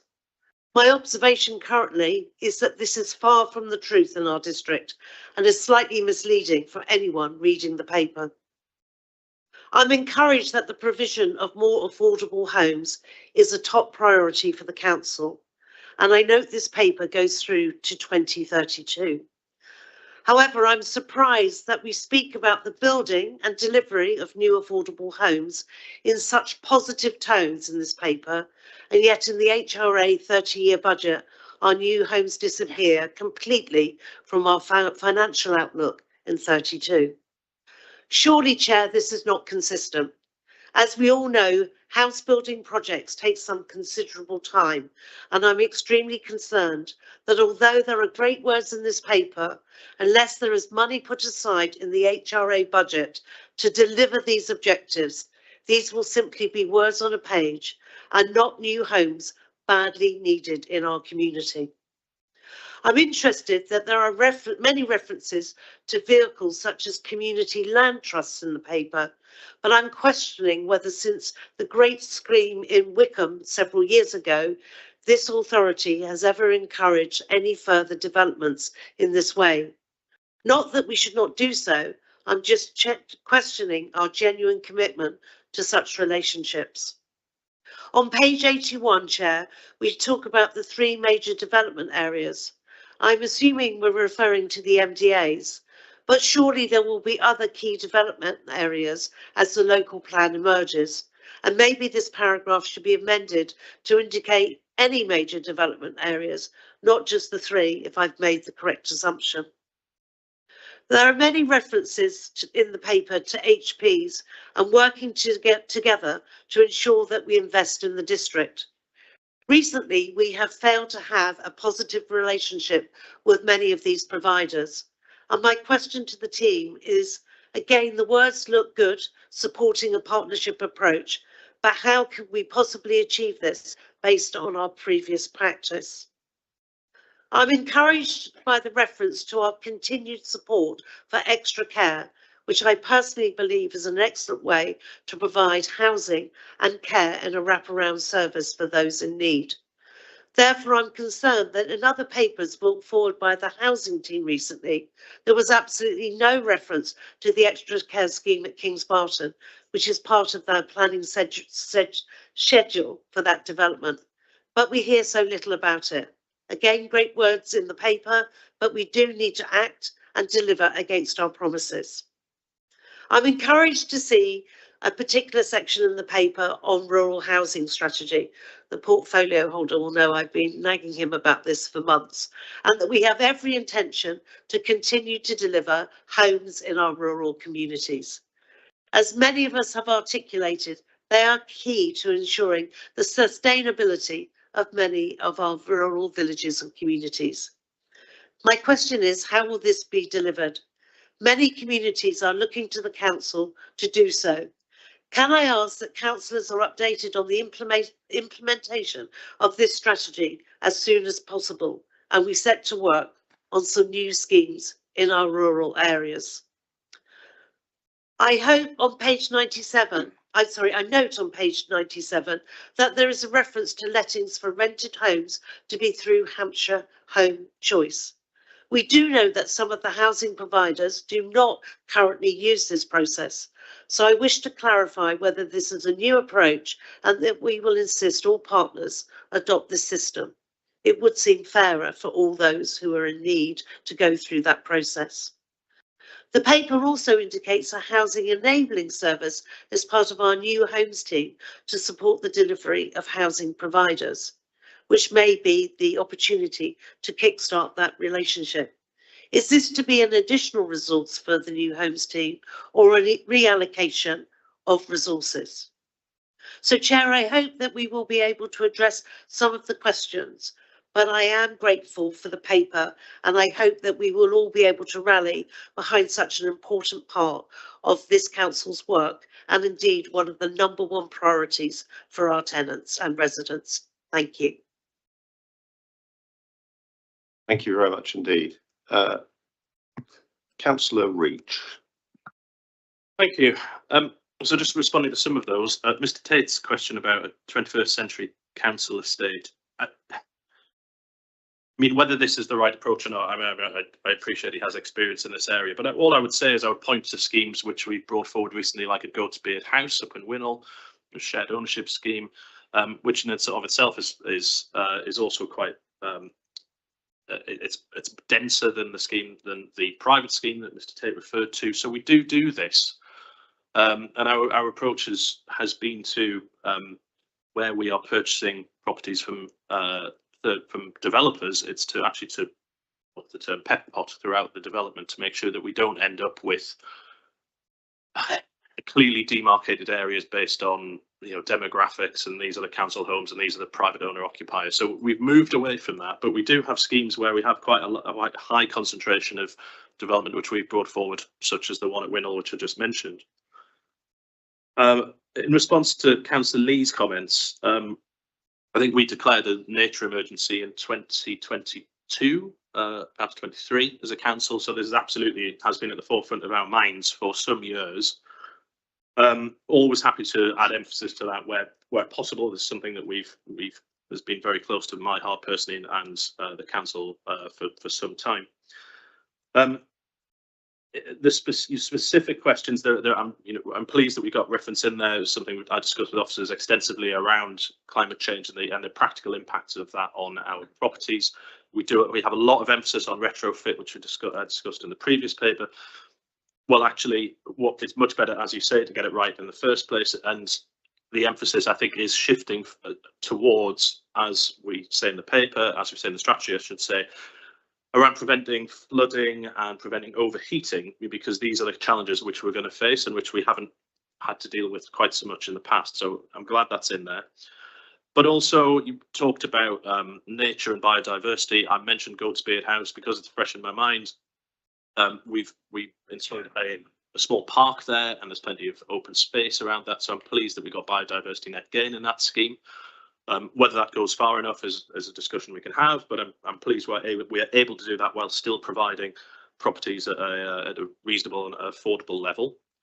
On your comments on Passive House, probably we'll come back to on the next paper if you're happy, but I broadly agree with your assessment, but I'll deal with those after the next paper. Councillor Horrell, again, I talked about the 2032 issue, and I think we agreed there's an urgency here to think about what the council or the subsequent authorities' policy will be around providing council homes beyond that date. And although it's 6 years away, it does feel actually it probably is about the time to start thinking about that. And I hope that's something we can do through Councillor Bathow's committee, which I discussed before. But I'd very much like to work with you on bringing that forward. It's something I'll talk to officers about as well. Thank you for your comments on the rural strategy. You referred to them as nagging. I said lobbying, which I thought was a bit more polite, but I think I'm glad of where we got to. You asked about how we'll keep an eye on implementation of that. Well, I think that'll be as schemes come forward through Ms. Egan, who's here. We recently discussed the potential for a scheme southwest of Winchester, which only came forward in the last few days. So we are proactively out looking for potential schemes in our villages where they're in accordance with this strategy, if it's passed today, of course. So again, I make my plea towards colleagues. If you're aware of potential schemes, please do bring them forward. We have a process by which we can get them into our system and start bringing focus and attention to them. You had a question about South Downs National Park. I think my introduction, which I wrote, I think I said outside of the South Downs National Park, because I've made this comment a few times about how difficult it is to get the houses in South Downs National Park. I personally believe it's very short-sighted of the national park to have such a restrictive approach to development, because one of the things people love about the national park are its communities, and to maintain the vibrancy of those communities, I'm afraid you need to invest in them. That conversation is slightly outside here, but I think I agree. I think we are in agreement on that point. We talk about extra care. The Kings Barton scheme is something that we'll discuss privately. I know you've raised this with me as well, without going into the detail at the moment. I don't have the detail, but I have raised it with officers, and thank you for keep raising that point. You had a specific point about whether there's additional resource for working with HPs, and now I will pass over to officers for that one, because I'm not. Mr. Heady's shaking his head, so I will say no, it's not additional resource, it's additional workload, but I'm confident that we'll be able to do that. Else we wouldn't have written it in the strategy, would we? And then there was a question about Hampshire Home Choice and not all providers using it. And again, of course, we can't directly influence, but I'm sure in our discussions with those providers, we would encourage that very strongly. So I'm sorry, that's not quite a full commitment, but I believe that is the case. I think that's all the questions that councillors raised. Mr. Ted. Any other questions? Councillor Cutler. When we've been discussing local government reorganisation, we've tended to say, well, we have an HRA, our potential partners don't, although New Forest do. You know, we may end up in the same authority as New Forest. And I sense a sort of continuation of business as usual with HRA. I just wonder if there are any elements. It's not quite as simple as transferring into a new authority. Clearly, and I think this question about housing beyond 2032 will be a decision taken by a new authority. The HRA may exist in isolation to a certain extent, but it will be controlled by the unitary rather than controlled by this council. And so we can't make those assumptions. And I just wondered to what extent that feeds into thinking within the HRA. Maybe officers' views as well as yours. Can I just throw in another one, which is the English just related, because it's also devolution has a big impact. So the English Devolution and Local Empowerment Bill transfers some housing decision-making powers to the mayor. The spatial development strategy moves to the mayor, and in particular, clause 35 transfers the ability to assemble land and develop affordable housing to the mayor as well. So I'm just wondering how that fits in. I mean, it's not been passed yet, so it's a bill, not an act, but Well, I'll give some broad comments and then I'll pass over to officers. Happy. In broad terms, I think we've got the right approach here, which is there's all manner of exciting things going on at kind of local government reorganisation, or kind of thing which we've heard so much about. But for the meanwhile, we've got to remain focused on delivering for our tenants and getting those 1,000 council homes, whatever the structure might be. We don't know who we'll be partnered up with. I'm convinced that we have a really good approach to doing council homes here, in which the district built on years and years and years. We've been doing this. Parts of the potential new unitary authority that don't have an HRA, well, you know, they're going to have a learning curve, I would expect. But fundamentally, it'll be it'll be a political decision for who's in control. But I think the best thing we can do is make sure that we demonstrate that this is an effective and efficient way of providing good homes for people, and be proud of the work that we've done. There's a whole manner of things we can get really excited about, perhaps, you know, over a glass of wine in the evening, but there will be a discussion to be had about where, if we're now viewing provision of good homes across a much wider part of Hampshire, where those homes should go. But that is a discussion for for some time in the future. And absolutely, the introduction of a mayor for Hampshire and the Isle of Wight will have a huge impact on this as well. We've talked about spatial development, but also setting policy and strategies for things such as homelessness as well. That, I believe, is a duty and a power that will fall to the mayor. So there's a whole load of uncertainty that could paralyze us. It could, you know, we could take a very kind of risk-averse approach. But I think what we are doing is what I believe is to be right, which is to continue on with the focus that we've had for some time, and delivering good homes and hitting those targets of 1,000 new homes by 2032. And an EPC rating of C, even though I know Councillor Lee's comments that EPC is quite an imperfect system, but it's still what we have to work to for now. Mr. Hendy. Yes, if I may, Leader, I think that's exactly right. If we are amalgamated with a local authority, there's a housing revenue account. Clearly, the new council will need to meet all its statutory obligations in relation to meeting the new decent home standards being consulted on, its compliance responsibilities, retrofit, all needed to be funded from a new housing revenue account from the combined local authorities. So it would be premature to make any decisions around what could be delivered in the future, regardless of the fact that the Winchester housing revenue account could have the capacity to do things. Have to wait to see what happens in terms of the future. Thank you very much indeed.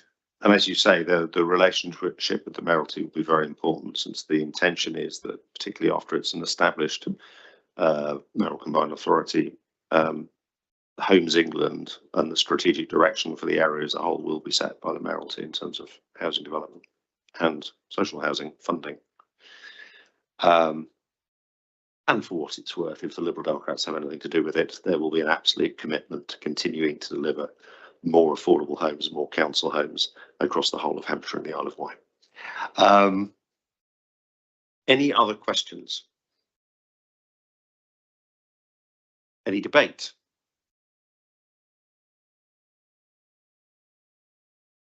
Councillor Lurley. Thank you. I very much welcome this strategy as a pragmatic approach as to how we approach ensuring the maximum number of affordable homes are built over the next few years. But we do have to accept that we do not have control far into the future.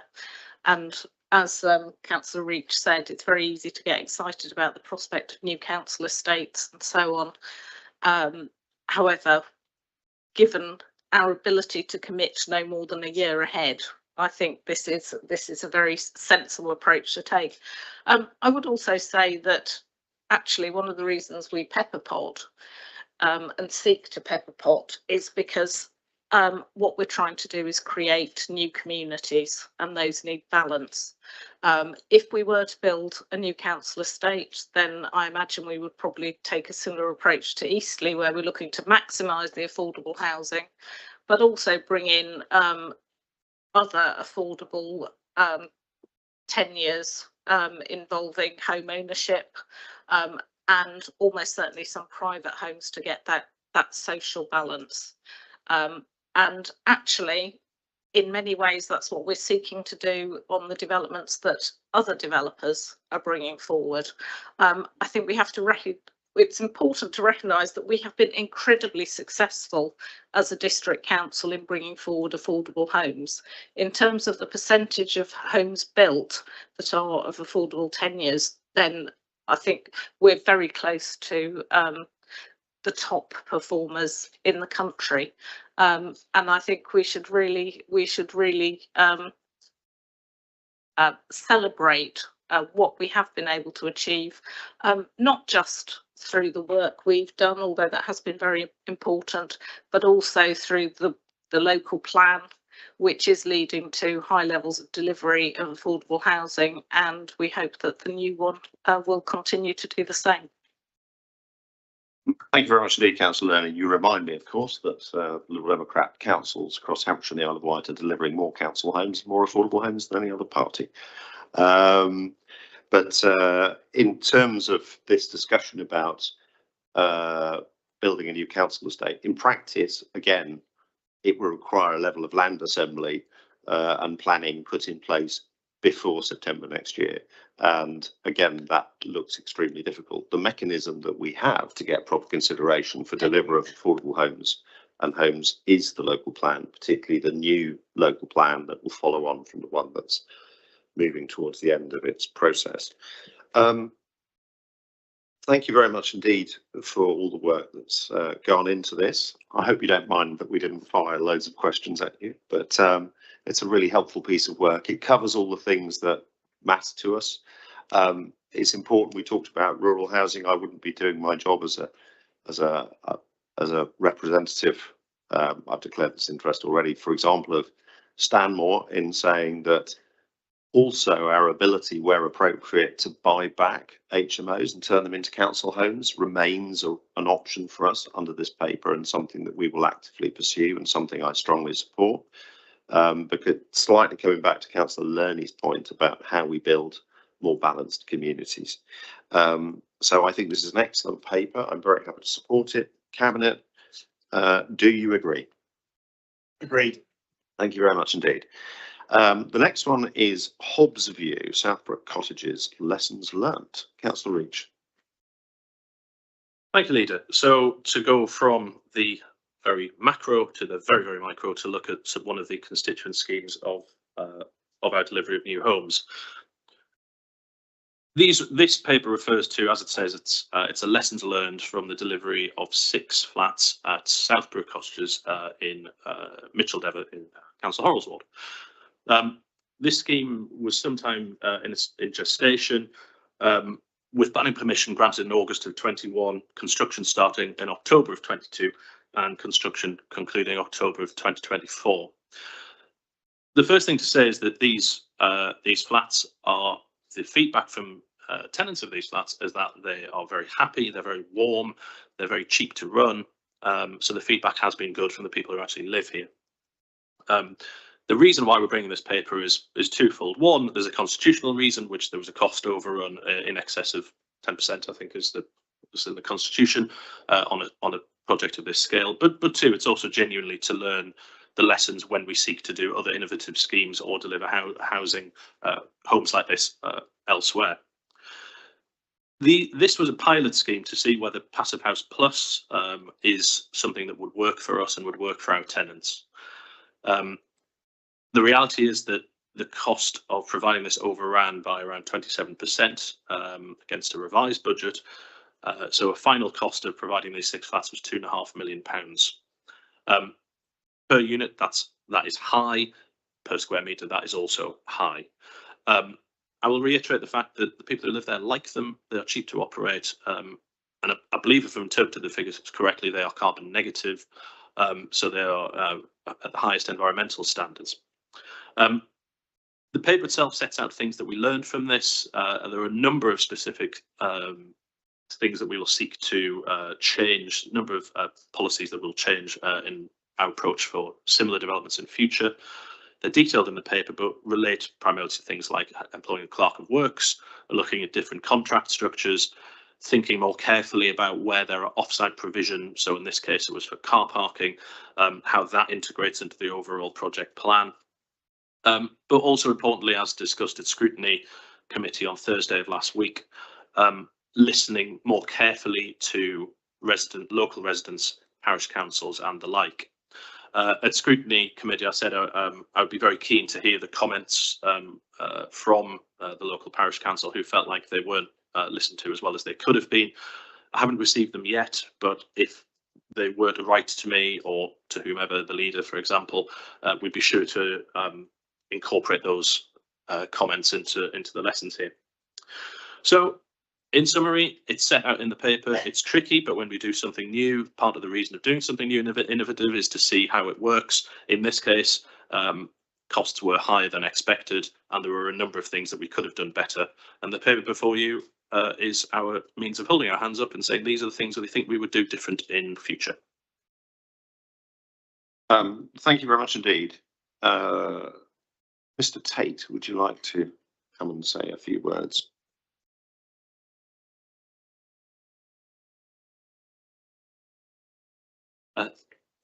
Thank you, Chair, for the opportunity to again address Cabinet. Lessons learned.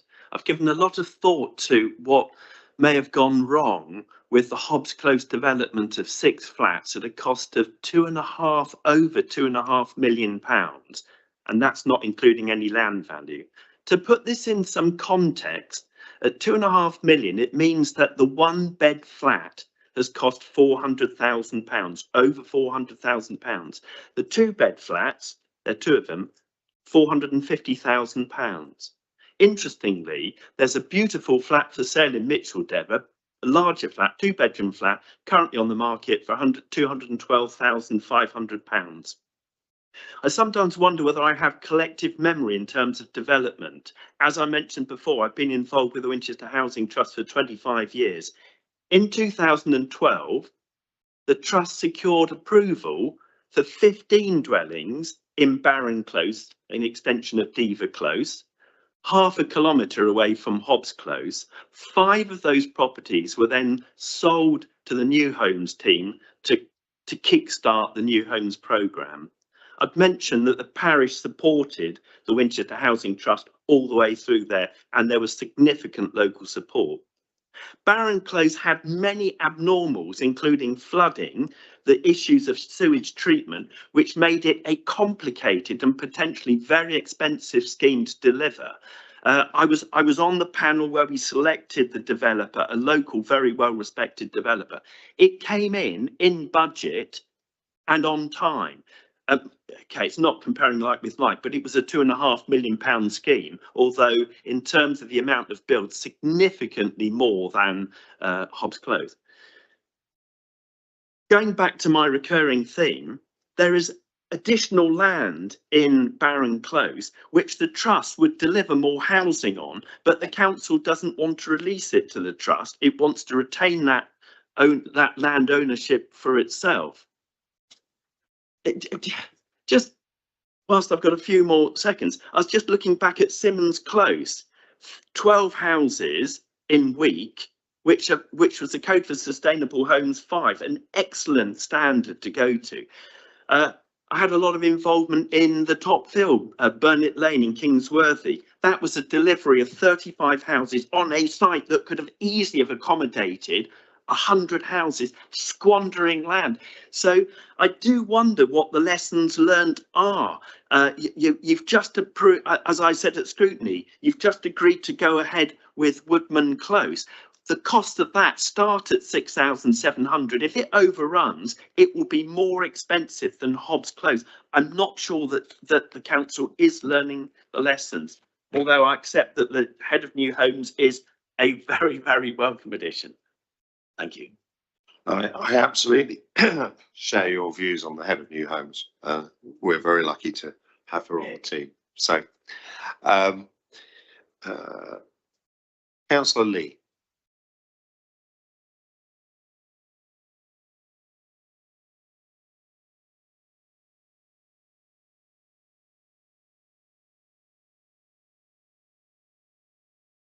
Thank you, Leader. This passive house pilot is a major achievement that directly supports the Council's Greener Faster priority, the Nature Emergency Declaration, our Carbon Neutrality Action Plan, and the Green Economic Development Strategy, building skills in the area, providing future tenants with more comfort and lower living costs. So it's win-win-win. This is exactly the type of development we need. Well done to the housing team. Of course, the reported 20% cost overrun is a real concern and highlights the need for good design and minimal variations, early upfront site considerations, good contractual quality assurance considerations. And thank goodness for the Clerk of Works, who clearly helped with some cost controls in this pilot project. We now have greater knowledge and experience reducing risks in future passive house projects.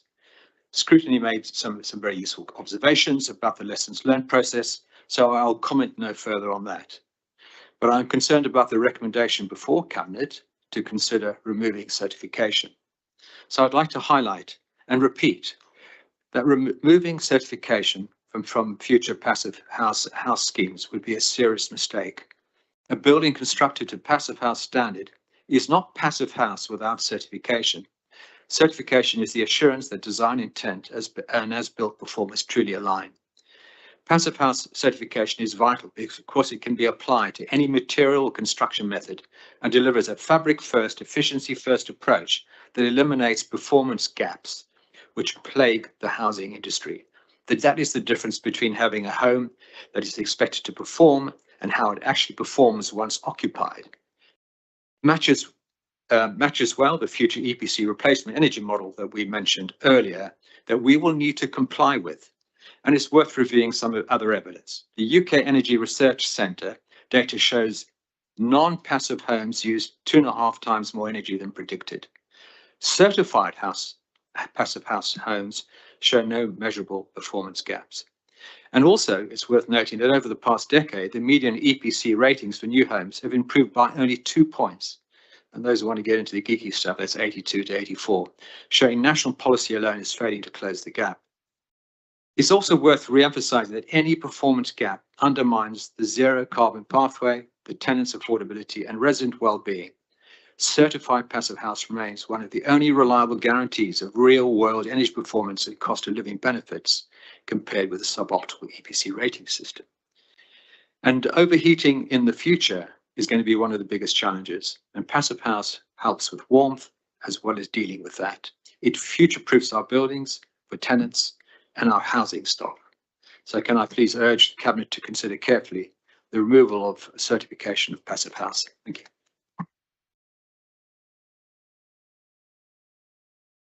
Thank you very much indeed. Councillor Horrell.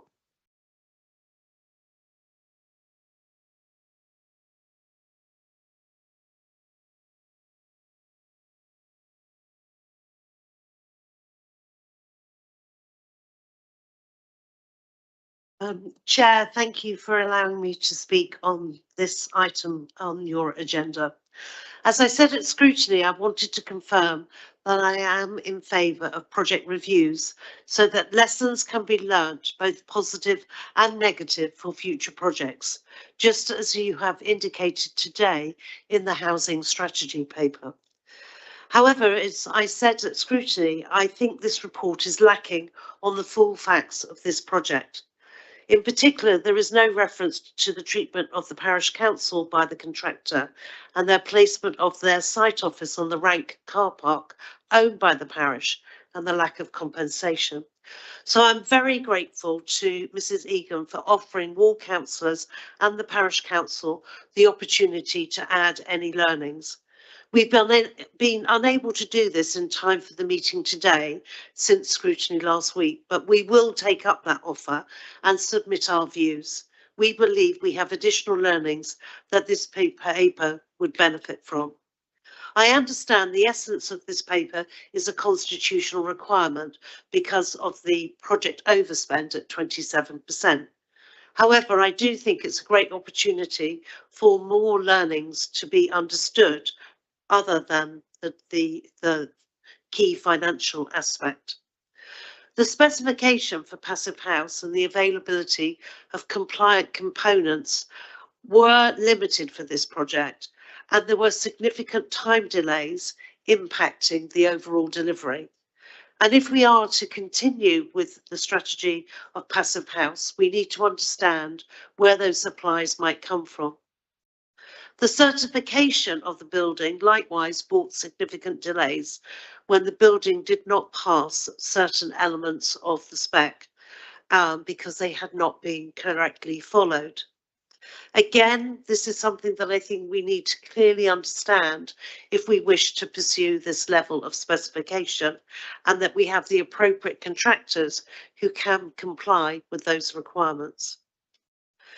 The paper did not mention the loss of accommodation for tenants and the loss of revenue to the HRA whilst the properties were rectified, which actually took many months. This obviously is another financial gap, and it was a disappointment to tenants and also, as I said, a revenue gap for the authority. I hope that although this example has a poor financial outcome, we will be encouraged to still build smaller schemes in rural areas. We should ensure that the land we have been given by landowners for affordable housing is used as soon as possible and not left unallocated, such as the land that we were given in Micheldever, which for some reason the authority does not wish to pursue, and yet is unable to allow the parish to take that forward. I'm also thinking that we should be working with landowners who are happy to allow their land to be developed specifically for affordable homes. They're not looking necessarily for a commercial outcome. And Dykes Farm has been on our list for a long, long time, many years in fact, and that would be a great one to bring forward and to provide sustainable housing very close to the city centre. So I hope this paper will be used in a positive way for us all to gain knowledge and to move forward and continue to build excellent quality homes for our residents, which we know are very much in need. Thank you. Thank you very much indeed. Councillor Reach, any reaction to what you've heard? Thank you, and thank you for the comments. I think many of these we've discussed under the previous paper or indeed scrutiny, but Mr. Tate, yeah, you're quite right. As I said, these are expensive, and that's part of the reason why we have the paper before us today. The lessons learned are, they are somewhat they're detailed, but the things we will take forward. Councillor Lee's comments on this being exactly the kind of scheme that should be done, I agree. It's in line with the council's priorities all over the place, but we need to make sure that if we do this in future, it's right for our tenants and it's right for the HRA. I've spoken to Mr. Hendy about similar schemes in Wiltshire that were delivered for much closer to their expected budget, and the differences between those schemes and the schemes here. So there are other things beyond this paper that we're thinking about. And also around other methods of construction as well, and whether there's an opportunity to reduce costs through that as well. As we've discussed the certification, the recommendation in the paper to Cabinet is to consider removing the requirement for certification of Passive House Plus. That's not to say we definitely will, and we'll certainly take your comments on board, Councillor Lee, about actually it being important. But I would also add that there are other ways of achieving the same level of environmental performance that needn't necessarily be with the Passive House Plus badge. Perhaps they're not quite to the Rolls-Royce standard, but I'm sure we'll be able to come pretty close. But again, always happy to discuss this in more detail.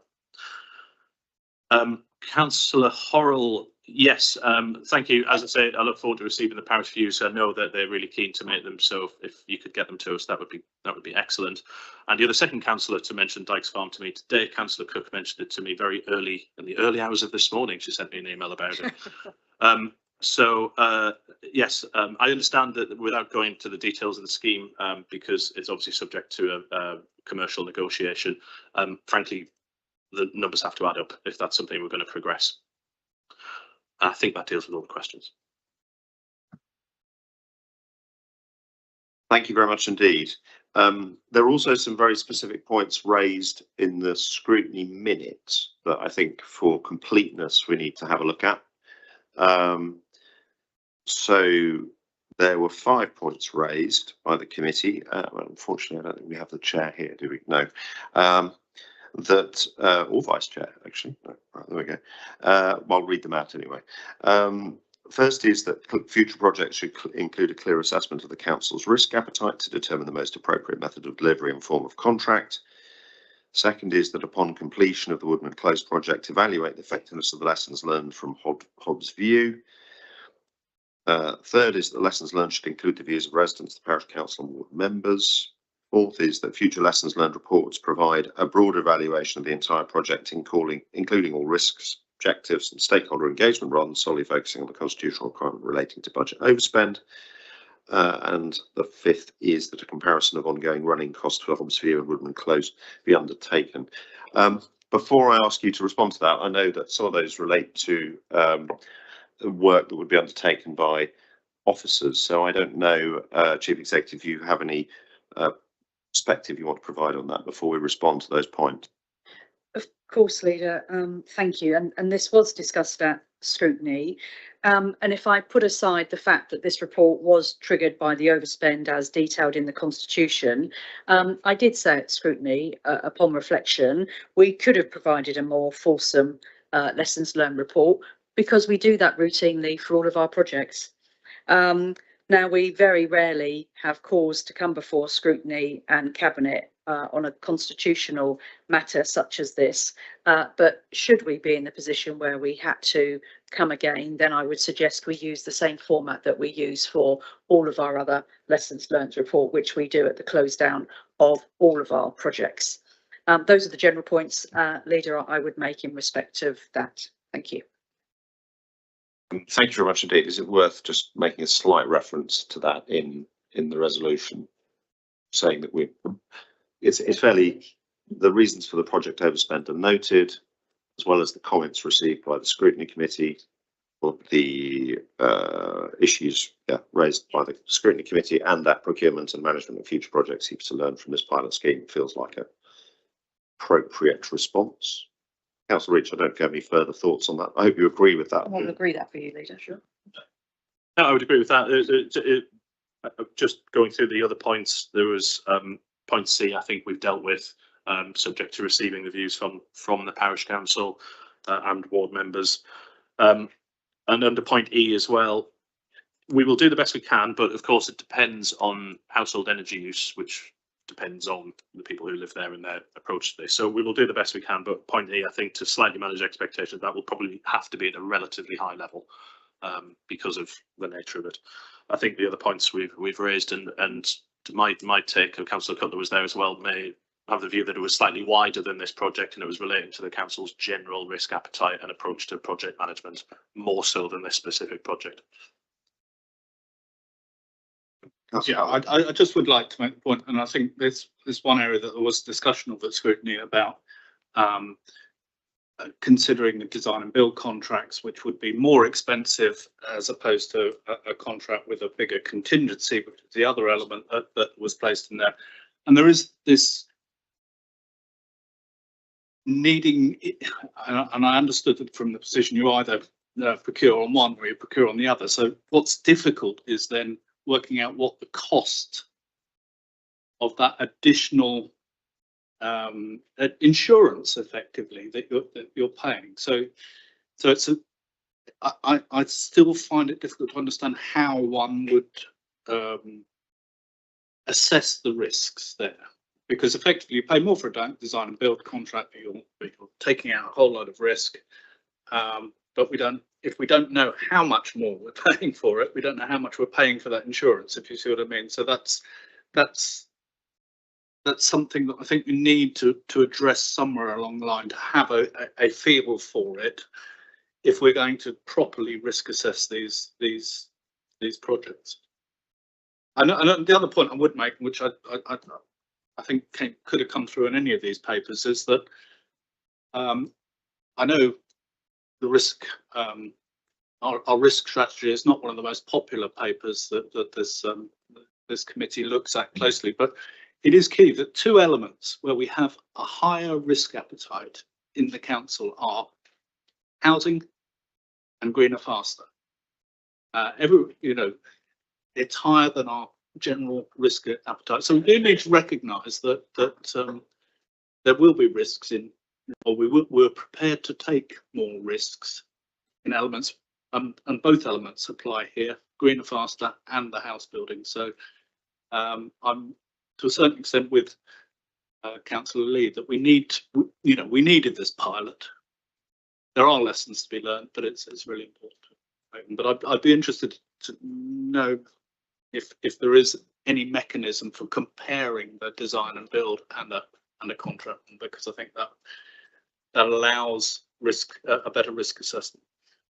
I'm not sure we're going to be able to resolve that now, unless there are some immediate comments on it. I suspect it just goes into the pool of comments that we've received. What I suggest is that just because I think we have agreed that the points made by scrutiny are helpful, they fit with our listening better strategic priority as a council. So not just greener faster, but also listening better, or listening and learning. And so I suggest a minor amendment to the recommendation to add the words along with the points that Cabinet was asked to consider by the Scrutiny Committee. So it now reads that the reasons for project overspend are noted, along with the comments with the points that Cabinet was asked to consider by the Scrutiny Committee, and the procurement and management of future projects seeks to learn from this pilot scheme. So those would be the recommendations. Somebody going to second that minor amendment? Thank you very much. Do we agree the amendment? Do we agree the recommendations? Agreed. We're good. Thank you very much indeed. Thank you for all the work that's gone into this, and thank you for the open-minded approach that we've taken and listening to the views that have been brought forward by the Scrutiny Committee as well. Chairman, may I ask for a brief comfort break at this point, since it's been over 2 hours? I think a brief comfort break. If we could make a quick 5-minute break and aim to be back at 10 to, that would be good.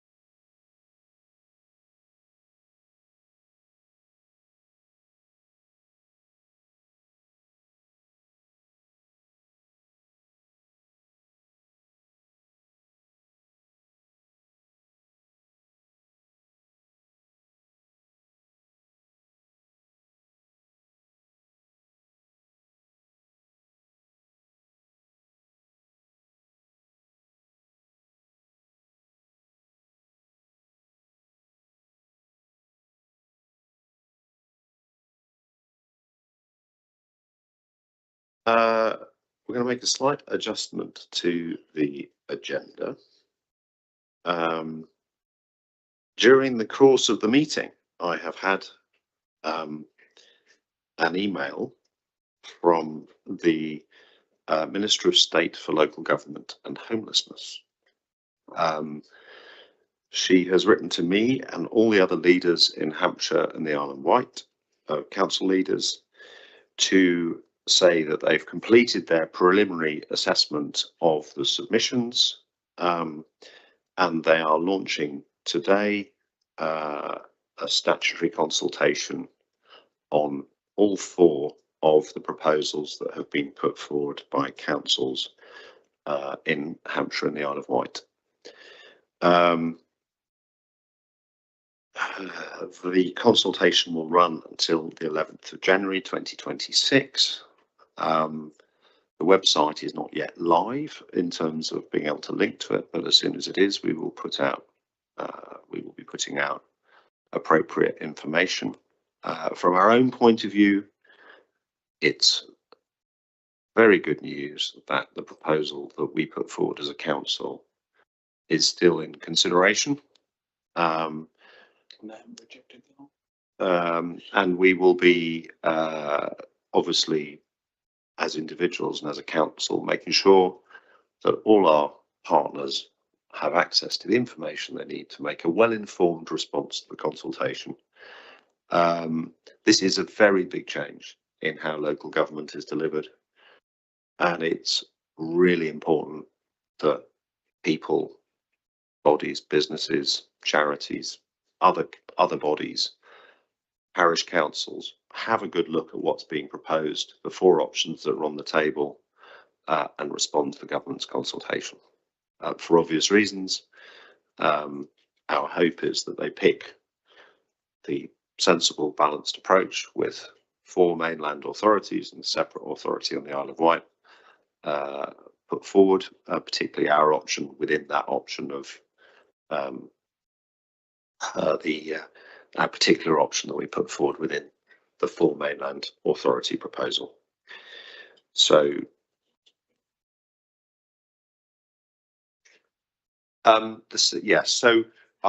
the government statement is clear that they're referring to the proposals for all the areas in the devolution priority programme. So the announcement has been made that, so we are not alone in that, in the consultation that's starting today. Our understanding is that all of the proposals that have been submitted through the devolution priority programme, so that's 17 across, I think, 6 areas, will be going out to consultation. The statement, so the proposals, there's 2 proposals from East Sussex and Brighton and Hove. There's 4 proposals from Essex, Southwark, Southend and Sea and Thurrock. There's 4 proposals from Hampshire, Portsmouth, Southampton, Isle of Wight, our area, 3 from Norfolk, 2 from Suffolk and 2 from West Sussex. Okay. Right. Moving back to the agenda, the next item is the grounds maintenance and street cleansing contract. Councillor Lerney. Thank you, Leader. Grounds maintenance and street cleansing are some of the council's largest items of expenditure, and after waste and recycling, the services most visible to and most cared about our residents across the district. The current grounds maintenance and street cleansing contract was originally entered into in 2012 in partnership with East Hampshire District Council and ran to 2019.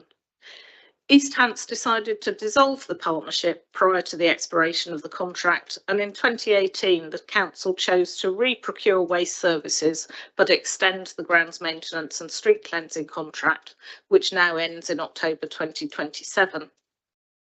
The council cannot extend the contract again without using emergency powers, and a full re-procurement is now needed. Even if we could extend, I would not be recommending to Cabinet that we do so. This is an opportunity to improve the service, modernising the specification and increasing flexibility while embedding social value and action on the climate and nature emergencies. In 2018, the decision was made to enter into a fixed price contract, which has made it hard to reduce areas of work, to create capacity to do more elsewhere, and more expensive to implement projects such as the Wildflower Verge pilot. A new contract also enables account to be taken of both local government reorganisation and the community governance review, which may lead to a new town council for Winchester.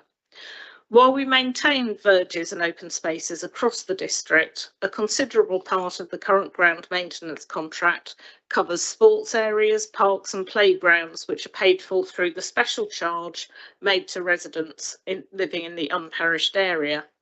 And these would be transferred to a new town council.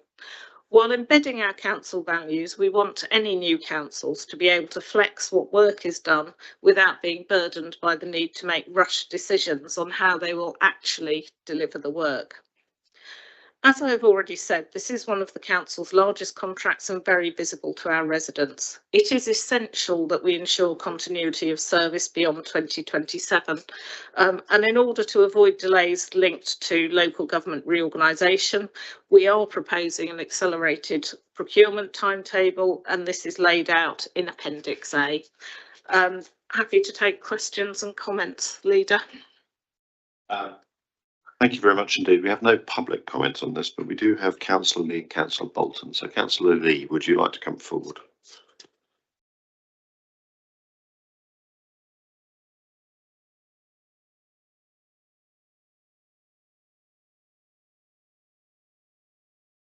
Thank you, Leader. As Councillor Learney's just said, this is a large contract. We really must try and get this right. It does create a lot of emotion and concern when these contracts go wrong.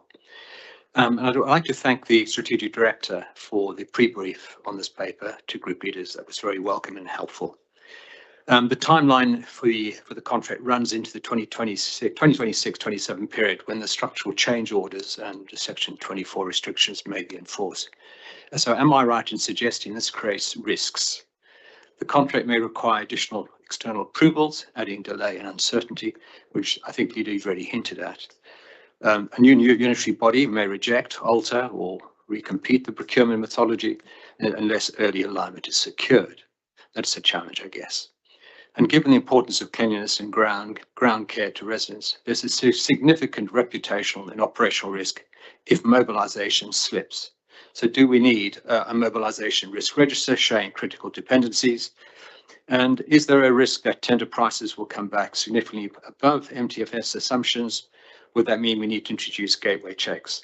I guess this is teaching granny to suck eggs, and I'm sure this is all covered, but grateful for confirmation and clarification.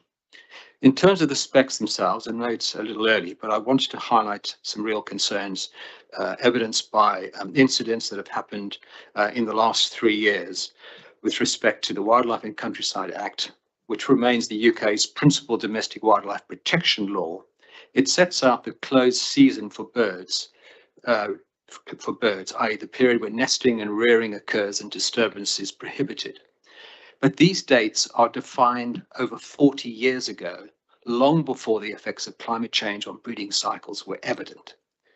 Climate change is advancing spring and delaying autumn in many parts of the UK. Studies by the BTO and the RSPB show many bird species start nesting weeks earlier and may produce multiple broods later into the year. The Wildlife and Countryside Act's static closed season dates, therefore, fail to match real-world breeding patterns. Adaptive or dynamic seasonal protection, I suggest, is needed to replace fixed calendar guidance with a requirement for ecological risk assessments before habitat disturbance using temperature and breeding data. Until the Act is modernised, local authorities can strengthen policy and the contracts by requiring ecological pre-checks before vegetation works year-round, not just March to August, and then using adaptive timing windows in maintenance plans and training staff and contractors on climate-driven phenology shifts. For the specifics of the new contract, and as I've raised previously at Full Council Question 2023, can we please set off to aspire to adopt the best practice for use of herbicides and pesticides? In other words, the highest quality grounds maintenance street scene services on a pesticide-free basis, consistent with the Council's climate and nature emergency and the local nature recovery strategy and our nature improvement plan.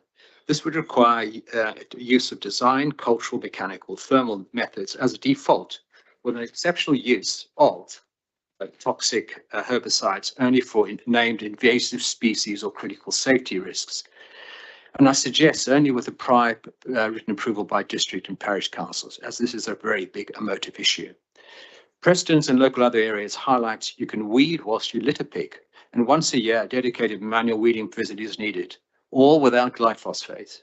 With a little lateral thinking, I really think this council can lead in contracting the best practice.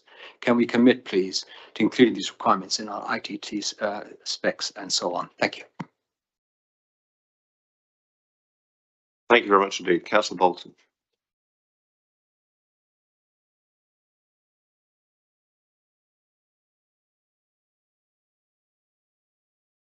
Thank you, Chair, and much welcomed announcement. I thought you were pulling my leg when you mentioned it to me. LGR, that is, of course.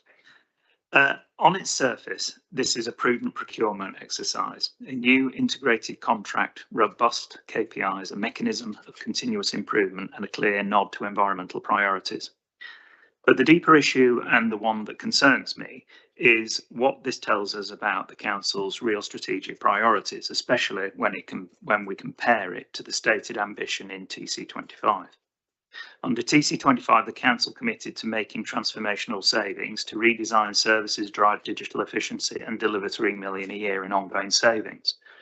But what are we seeing today? The procurement paper explicitly states that the new contract will be delivered within existing budgets. That suggests the administration is not using this procurement to extract significant additional savings or redeploy money freed up into more strategic transformation.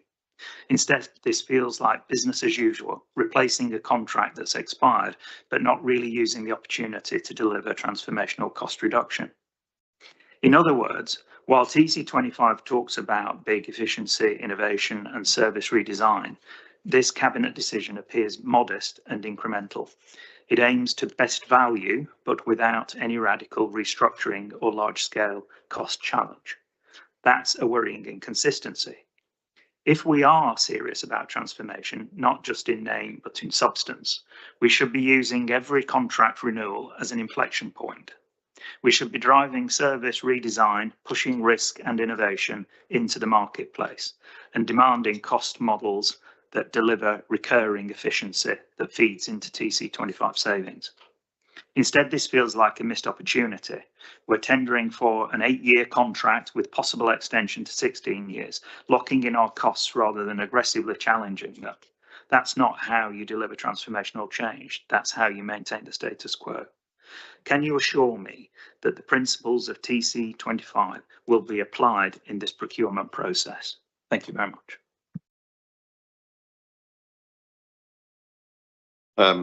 Thank you very much indeed. Councillor Loney and then probably Councillor Cutler.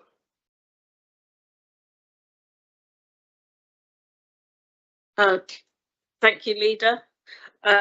Yes, I don't know if Councillor Cutler wants to comment on the risks. Clearly, the reprocurement of any large contract does involve risks, and risks, there certainly is a risk register for all of these major procurements. I don't know if you want to add to that, Councillor Cutler. Not specifically. I mean, I think the building in of the flexibility is a key aspect of the TC25 process.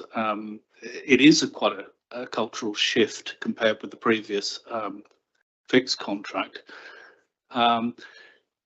And that's probably the limit of how far we can go in that transformation, given the timescale involved. I mean, one of my concerns, very specifically about this, is that we have the resources within, you know, the very tight timescale that we've now got, again because of LGR.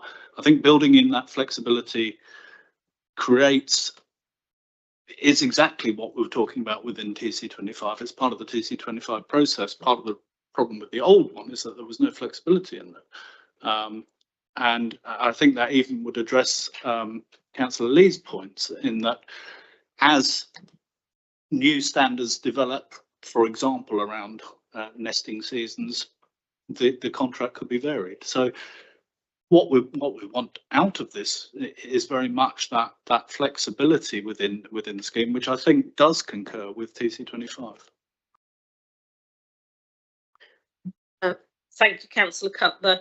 Yes, I absolutely agree that part of this process is around building in flexibility, giving us the ability to change and to constantly reflect best practice in the work that's done on this council's or any future council's behalf. We are considerably restructuring the contract and looking at how it might be packaged up in different ways, which would allow us to flex services. But we do have to recognise that there is not necessarily a huge market out there for contractors.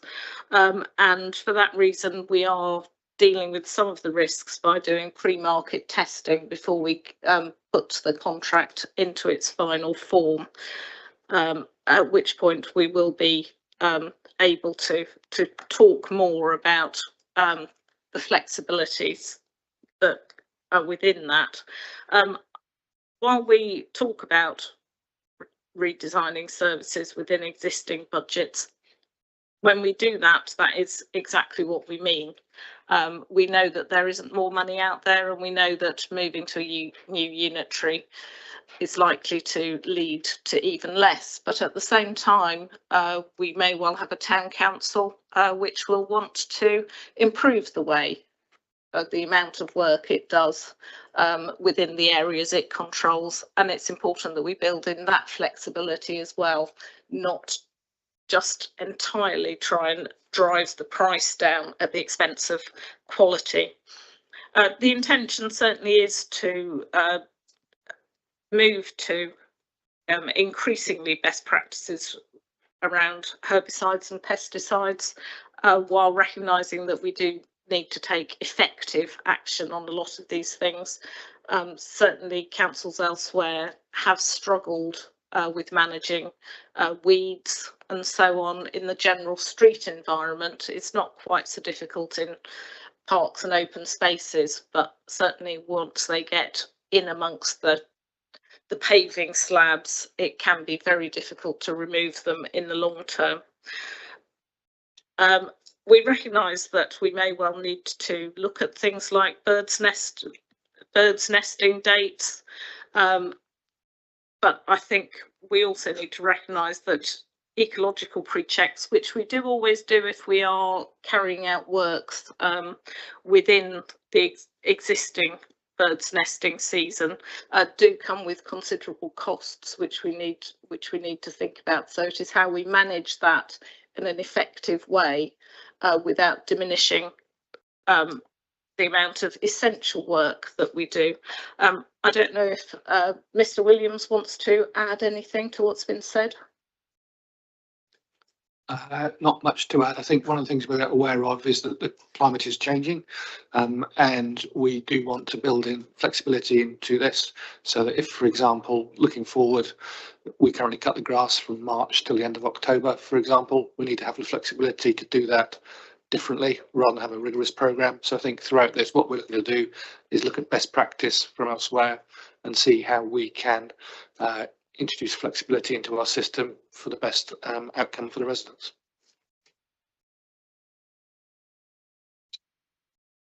Thank you very much indeed. Any questions from fellow Cabinet members?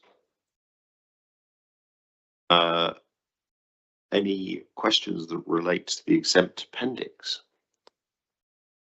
Or anything that people wish to debate about the exempt appendix? I mean, I'm assuming we can all take it that we've read it. Otherwise, any debate? Councillor Thompson. Yes, thank you, Leader. I'd just like to say I thoroughly support this paper.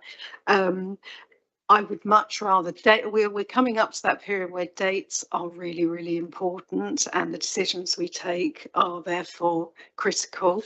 And I would much rather have a contract sorted by the time that this current one ceases to exist, so that we do go into the new authority with something. Otherwise it could be complete chaos for who knows how long. I really do see the benefit of having a more flexible contract, as we've just discussed, that should there be a new town council for the Winchester area, that council may take a very different view to the services that we currently have in the town, and therefore having the flexibility within the contract to allow that to happen, I think is really positive. So I thoroughly support the paper and the recommendations. Thank you. Thank you, Councillor Thompson. Councillor Cutler. Yeah, I'd just like to reiterate, I sort of mentioned it in the early part, but I think it's really important that we recognise the timetables, as Councillor Thompson pointed out. I think given the work that Councillor Todd mentioned earlier for LGR, it's crucial that in our prioritisation, this is one of the key projects over the next year, because it's something that we do want to complete, and in the particular, in the round of things, as I said in the very first paper, we have to limit. We have limited budget options simply because there is so much work to do, and adding extras in become difficult. This must be a project that's really prioritised, and we must get it right.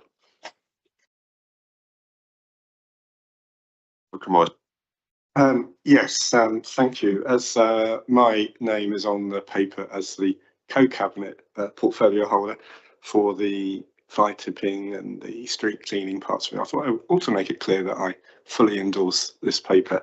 I think the way I think about this is more as, I'd certainly like to echo the comments that my colleague here, Councillor Thompson, made and others have made about the timetable. I think it's really important that we have a contract in place, and we don't get into the other situation of not having a contract in place. That would be terrible.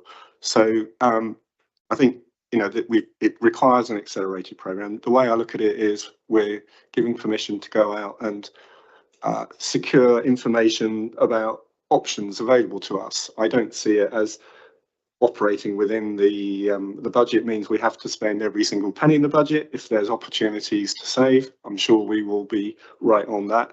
I think in terms of transformation, I think there may be opportunities to transform the way services are done, but if I think about the process of cutting the parks, there's limited opportunities short of going into fully, remote controlled, AI controlled vehicles, and I'm sure that would cause all sorts of panic among our residents if they weren't manned.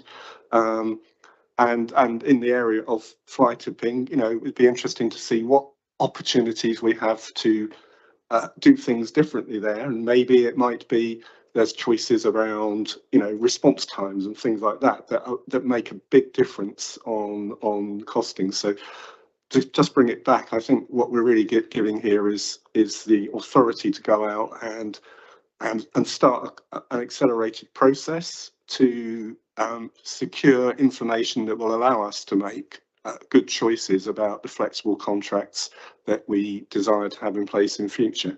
So just to summarise, I will support it, obviously. Thank you very much indeed. Any final comments, Councillor Lally? No, thank you, Councillor Todd. I'd just like to thank fellow cabinet members for their support, and also officers for all of the work that's gone into this, because as has been said, we are running to an accelerated timetable now, and this is putting a considerable workload on them. Right, good. Well, thank you very much indeed for all the work that's gone into it. Thank you, Mr. Williams, for I was going to say the work you will be doing as well.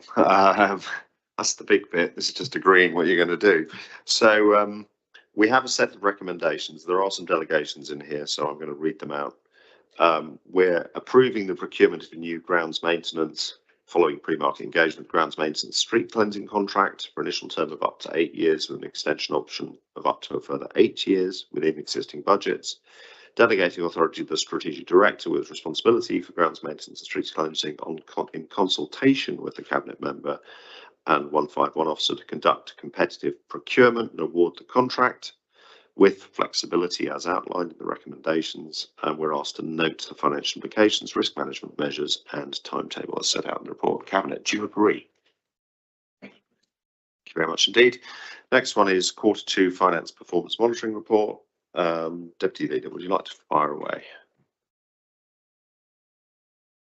Thank you, Leader. This is the second performance monitoring report for 25-26 and covers Q2, 1st of July to 30th of September. At the request of the Scrutiny Committee, the report now contains a brief narrative providing the basis for the annual targets for the relevant KPIs, and additionally for service plan actions, it provides the RAG status of the previous quarter to provide contrast. There are no other changes, and the report continues in the streamlined format introduced last year. Highlights of the report include confirmation that the council achieved 96% reduction for Scope 1 and 2 market-based carbon emissions when compared with the for 24-25 when compared to the 2017-18 baseline, and that the air quality in Winchester City Centre has improved to the extent that DEFRA has confirmed it no longer needs to be monitored as an air quality management area. We took delivery of vehicles in advance of the rollout of the collection of food waste. We endorsed the new twinning agreement between Winchester and the city of Nizhyn in Ukraine. We continued green business support for local businesses to reduce their carbon emissions and promoted events and activities to celebrate the 250th anniversary of Jane Austen's birth. The report was tabled at the Scrutiny Committee last Thursday evening, and members of the committee asked a wide range of detailed questions which were answered by Cabinet members and officers. The committee noted the report and agreed on the following comments and recommendations for the Cabinet consideration. The first was that a members' briefing be arranged on the greener, faster priority to include updates and clarifications on a wide range of nutrient credits, biodiversity net gain and carbon targets. The second point was that future performance reports should make explicit where major projects are paused, restarted or significantly altered, such as the station approach and bar end projects. Also that officers provide a written response to the committee clarifying the data regarding housing stock EPC ratings and the number of retrofits completed. That refers to KPIs GH1, GH5 and GH6. And finally, that officers provide further information regarding average trends and comparisons concerning local procurement performance. Cabinet, I'm happy to answer further questions on this paper and ask that Cabinet notes the progress during Q2 and endorses the contents of the report. Thank you very much indeed. We have two councillors who wish to speak on this, no members of the public. Councillor Lee, would you like to come forward and make your comments?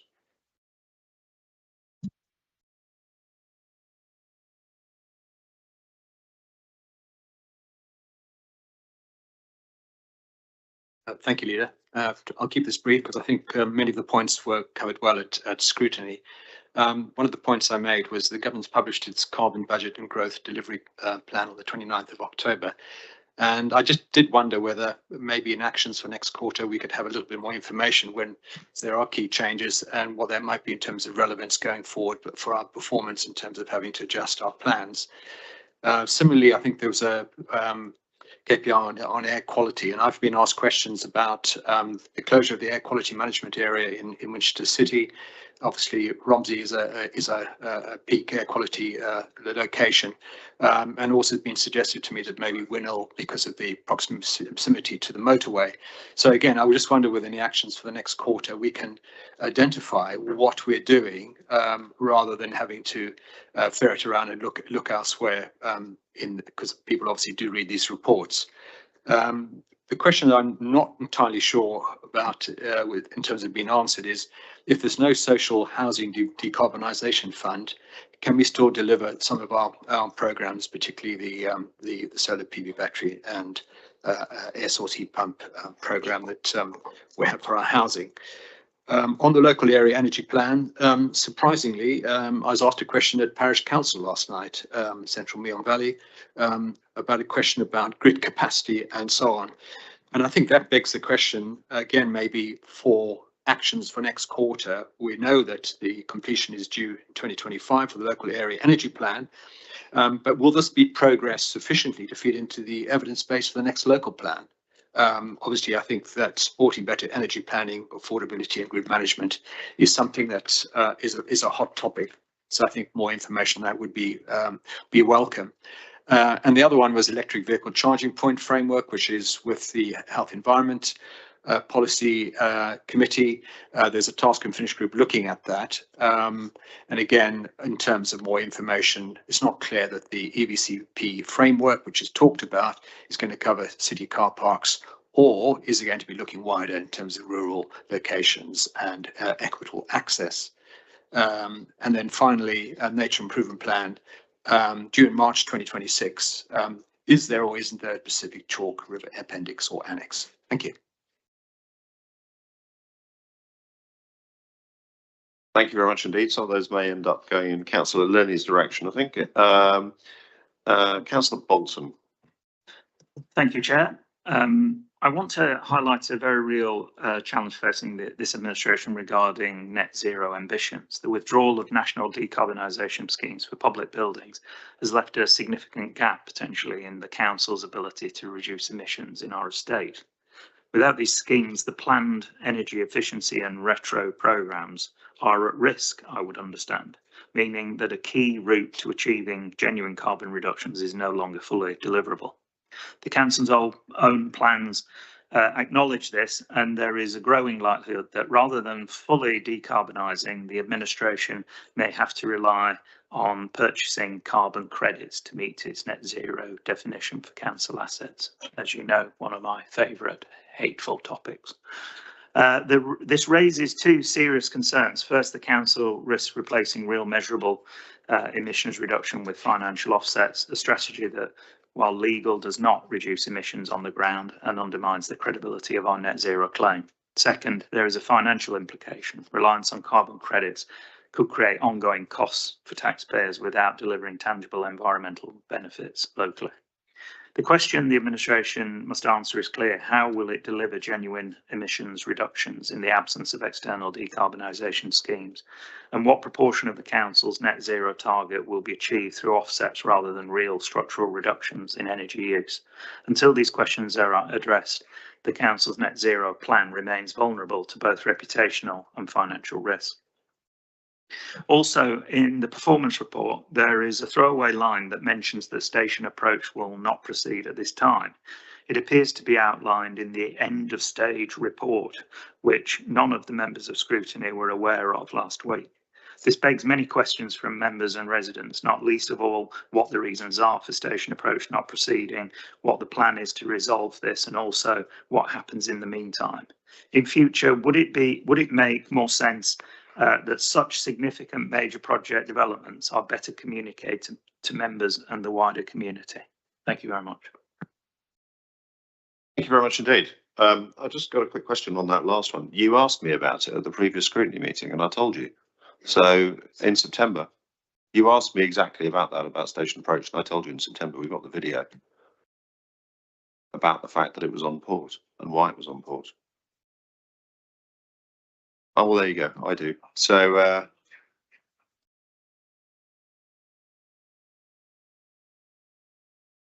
I think that's more of a problem for the ability of the scrutiny committee than anybody else. But okay.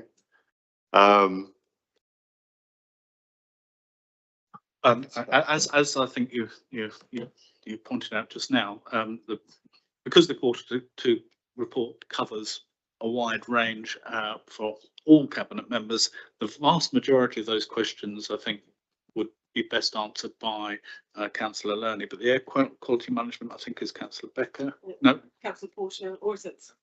oh, sorry. Get it right. And the social housing decarbonisation, I think, from a combination of you two. So you're going to go first. Just that, yes. I mean, even in the absence of the funding, we're still confident that we can deliver what we've said. So yes. Kelsey, go on. Yes, I'm getting really fed up with this carbon credits red herring.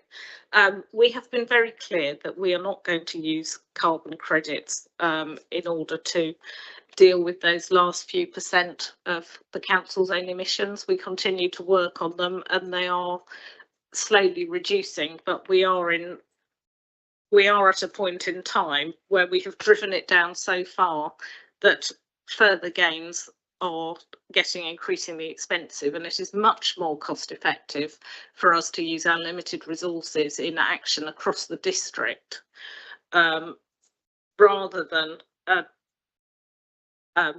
what would be fairly meaningless reductions in terms of what the council does.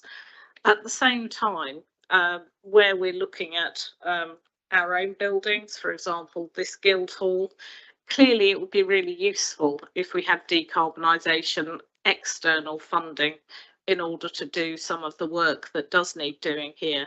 However, that is not going to stop us where we do have resources from carrying on decarbonisation work.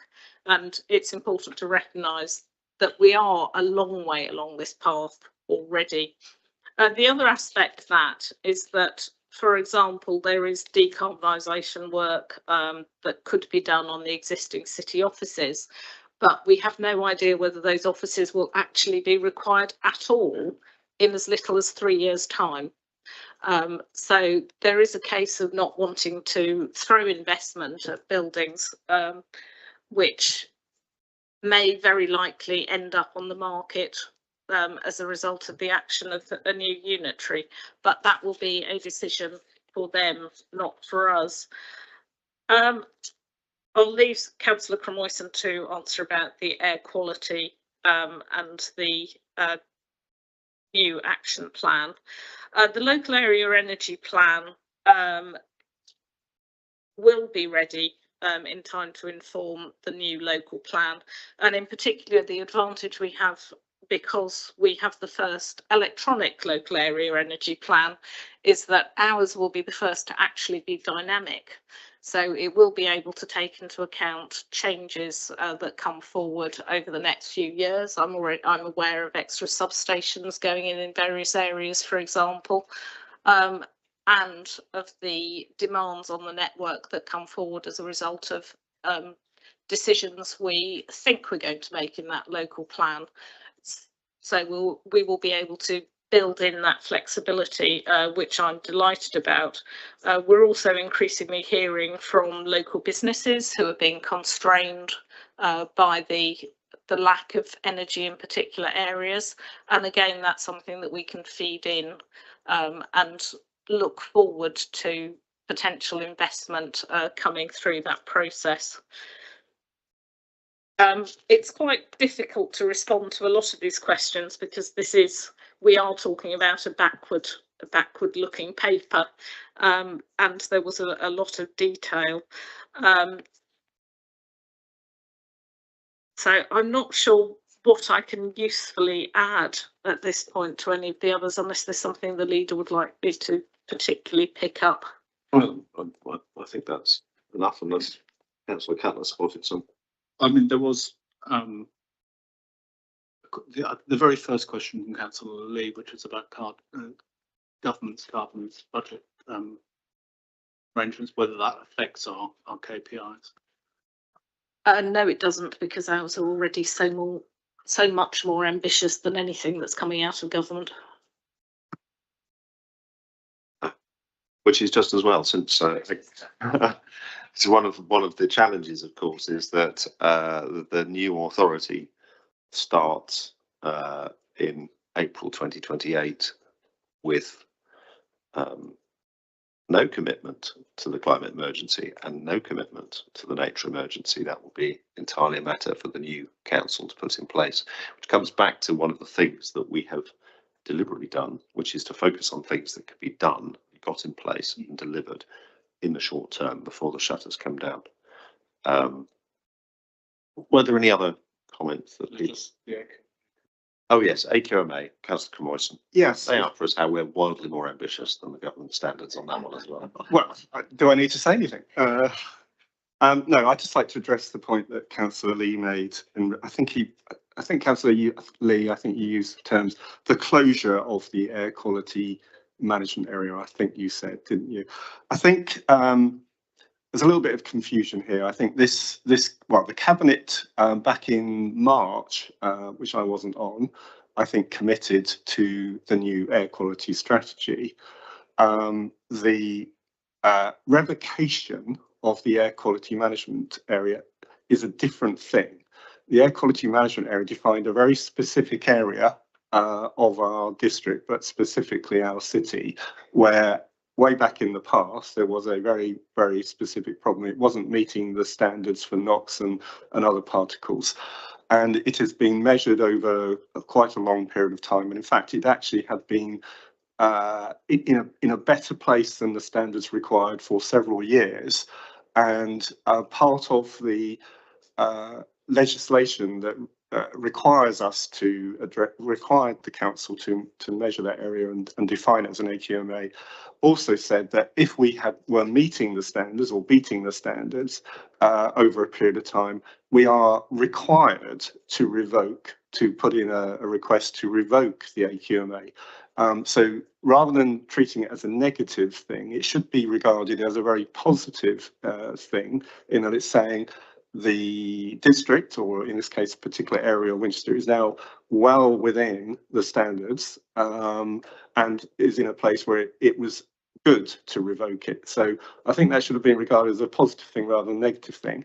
The air quality strategy actually relates to the whole district, and the paper was discussed at in HEP in September, and it has more extensive monitoring across the district.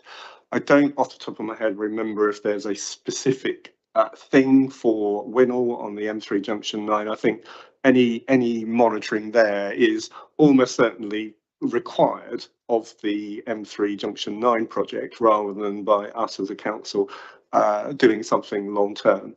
But that's something we could look into if that really piques your interest. But there's a lot of info in the air quality strategy which was published in September. So thank you for your point.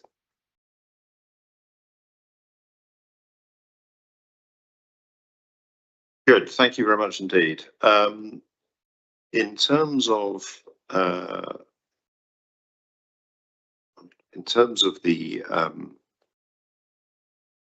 scrutiny committee, there were some specific recommendations for cabinet consideration. So a member briefing on the greener faster priority, performance reports to be explicit about where major projects are paused, restarted and significantly altered, a written response clarifying data on, oh, that's not really a cabinet recommendation, housing stock EPC ratings, and information on average trends and comparisons concerning local procurement information.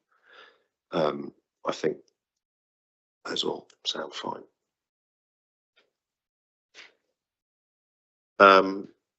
So any debate or final comments from people? Final thoughts? It was a useful scrutiny meeting in looking to elements of things, and you know, there was one clear mistake in the paper which has been addressed, which was not being absolutely clear about the Bar End project being rebooted. So therefore, its RAG status is green, but there was just an error in showing the previous month when that project didn't exist, in fact, because it was the rebooted project. It had, of course, been read at the previous because of the end of the withdrawal of McCarthy Stone in the previous iteration of the report. So it was useful that that was flushed out. You've made the point about although the recommendation which we accept, that there should be further clarity about where projects are and if they've been paused. You have made the point, and I recognise that this has been, you had made it clear at the previous meeting. So we will endeavour to make sure that that report is clearer on those points. I think once again we come to some of the questions that have been asked today, really come back to where we started at the beginning of the day, which is LGR means quite strict prioritisation of what we can do, and to add more things in will become increasingly difficult. And so some of the questions today seem to be requesting more, which may not be possible given the circumstances over the next 2 years. No, I thank you very much indeed. No points are well made. I think it's also important to just remind ourselves that, you know, these things aren't happening in secret and in private. There was a full cabinet paper on 14th of October that explained exactly what was going on at Bar End, which the scrutiny committee could have chosen to take but didn't. And so we're not taking these decisions in private. We're taking them in full public scrutiny. And similarly on station approach, the original master plan made clear that, for example, redevelopment of the car park site, the cattle market site, was contingent on a North Park and Ride. That was something that did go through scrutiny, so they had a chance to read and understand that point. And similarly, there was a refresh on that and the impact of the mayor in terms of any ability to regenerate around the station, having a material effect, and the decision that was made again at full council earlier in the year that made it clear that if you couldn't finish a project before September next year, then you had to think seriously about how you proceeded with it, because the last thing you want is to have a project halfway through that then gets incredibly complicated because the new shadow authority starts challenging its fundamental assumptions. I wouldn't want to finish our discussions on this paper without highlighting a few things in here that I think we should be very proud of. This was the quarter where we reported that we had achieved the 96% reduction in scope 1 and 2 carbon by 2017-18, which is an achievement we set out as a top priority and have delivered on. At the time, we weren't ready to talk about the full impact of the food waste that we talked about earlier in the meeting, but there was a really solid record of achievement laid out and delivery for residents right across the district in these papers. And I'm very grateful to the work of cabinet members and particularly officers and the whole officer team that has enabled us to continue making such great progress. So, colleagues, on this paper, we are asked to, just note what's in front of us. Endorse the content. And endorse the contents. We're very happy to do that. I don't think we need to make a resolution as far as saying that we're accepting the recommendations and advice from scrutiny. That was done at the previous meeting, but are we happy to note and endorse? Great, noted. Brilliant. Thanks very much indeed. You can say what you want. Noted, agreed. It's all good. The next item is the forward plan of key decisions. I don't have anybody wanting to speak on that. We're asked to note it. Are you all happy to note the forward plan? Noted. Great. And with that, we have reached the end of the business of the meeting, I would remind you all, please do respond to the government consultation on local government reorganisation. Our case is that we've put forward options that are small enough to stay local, large enough to stay strong, and our option within the paper is one that I absolutely believe is right for the residents of Winchester, but it is also a proposal that I think makes sense for the residents of the whole of the Hampshire and Isle of Wight area. So that's our last item of business. Thank you all for coming along. Thank you to councillors and public for making their deputation, to officers for supporting debate, for Cabinet for all the work that sits behind it, to the director team for corralling everybody to be ready for today's meeting, and with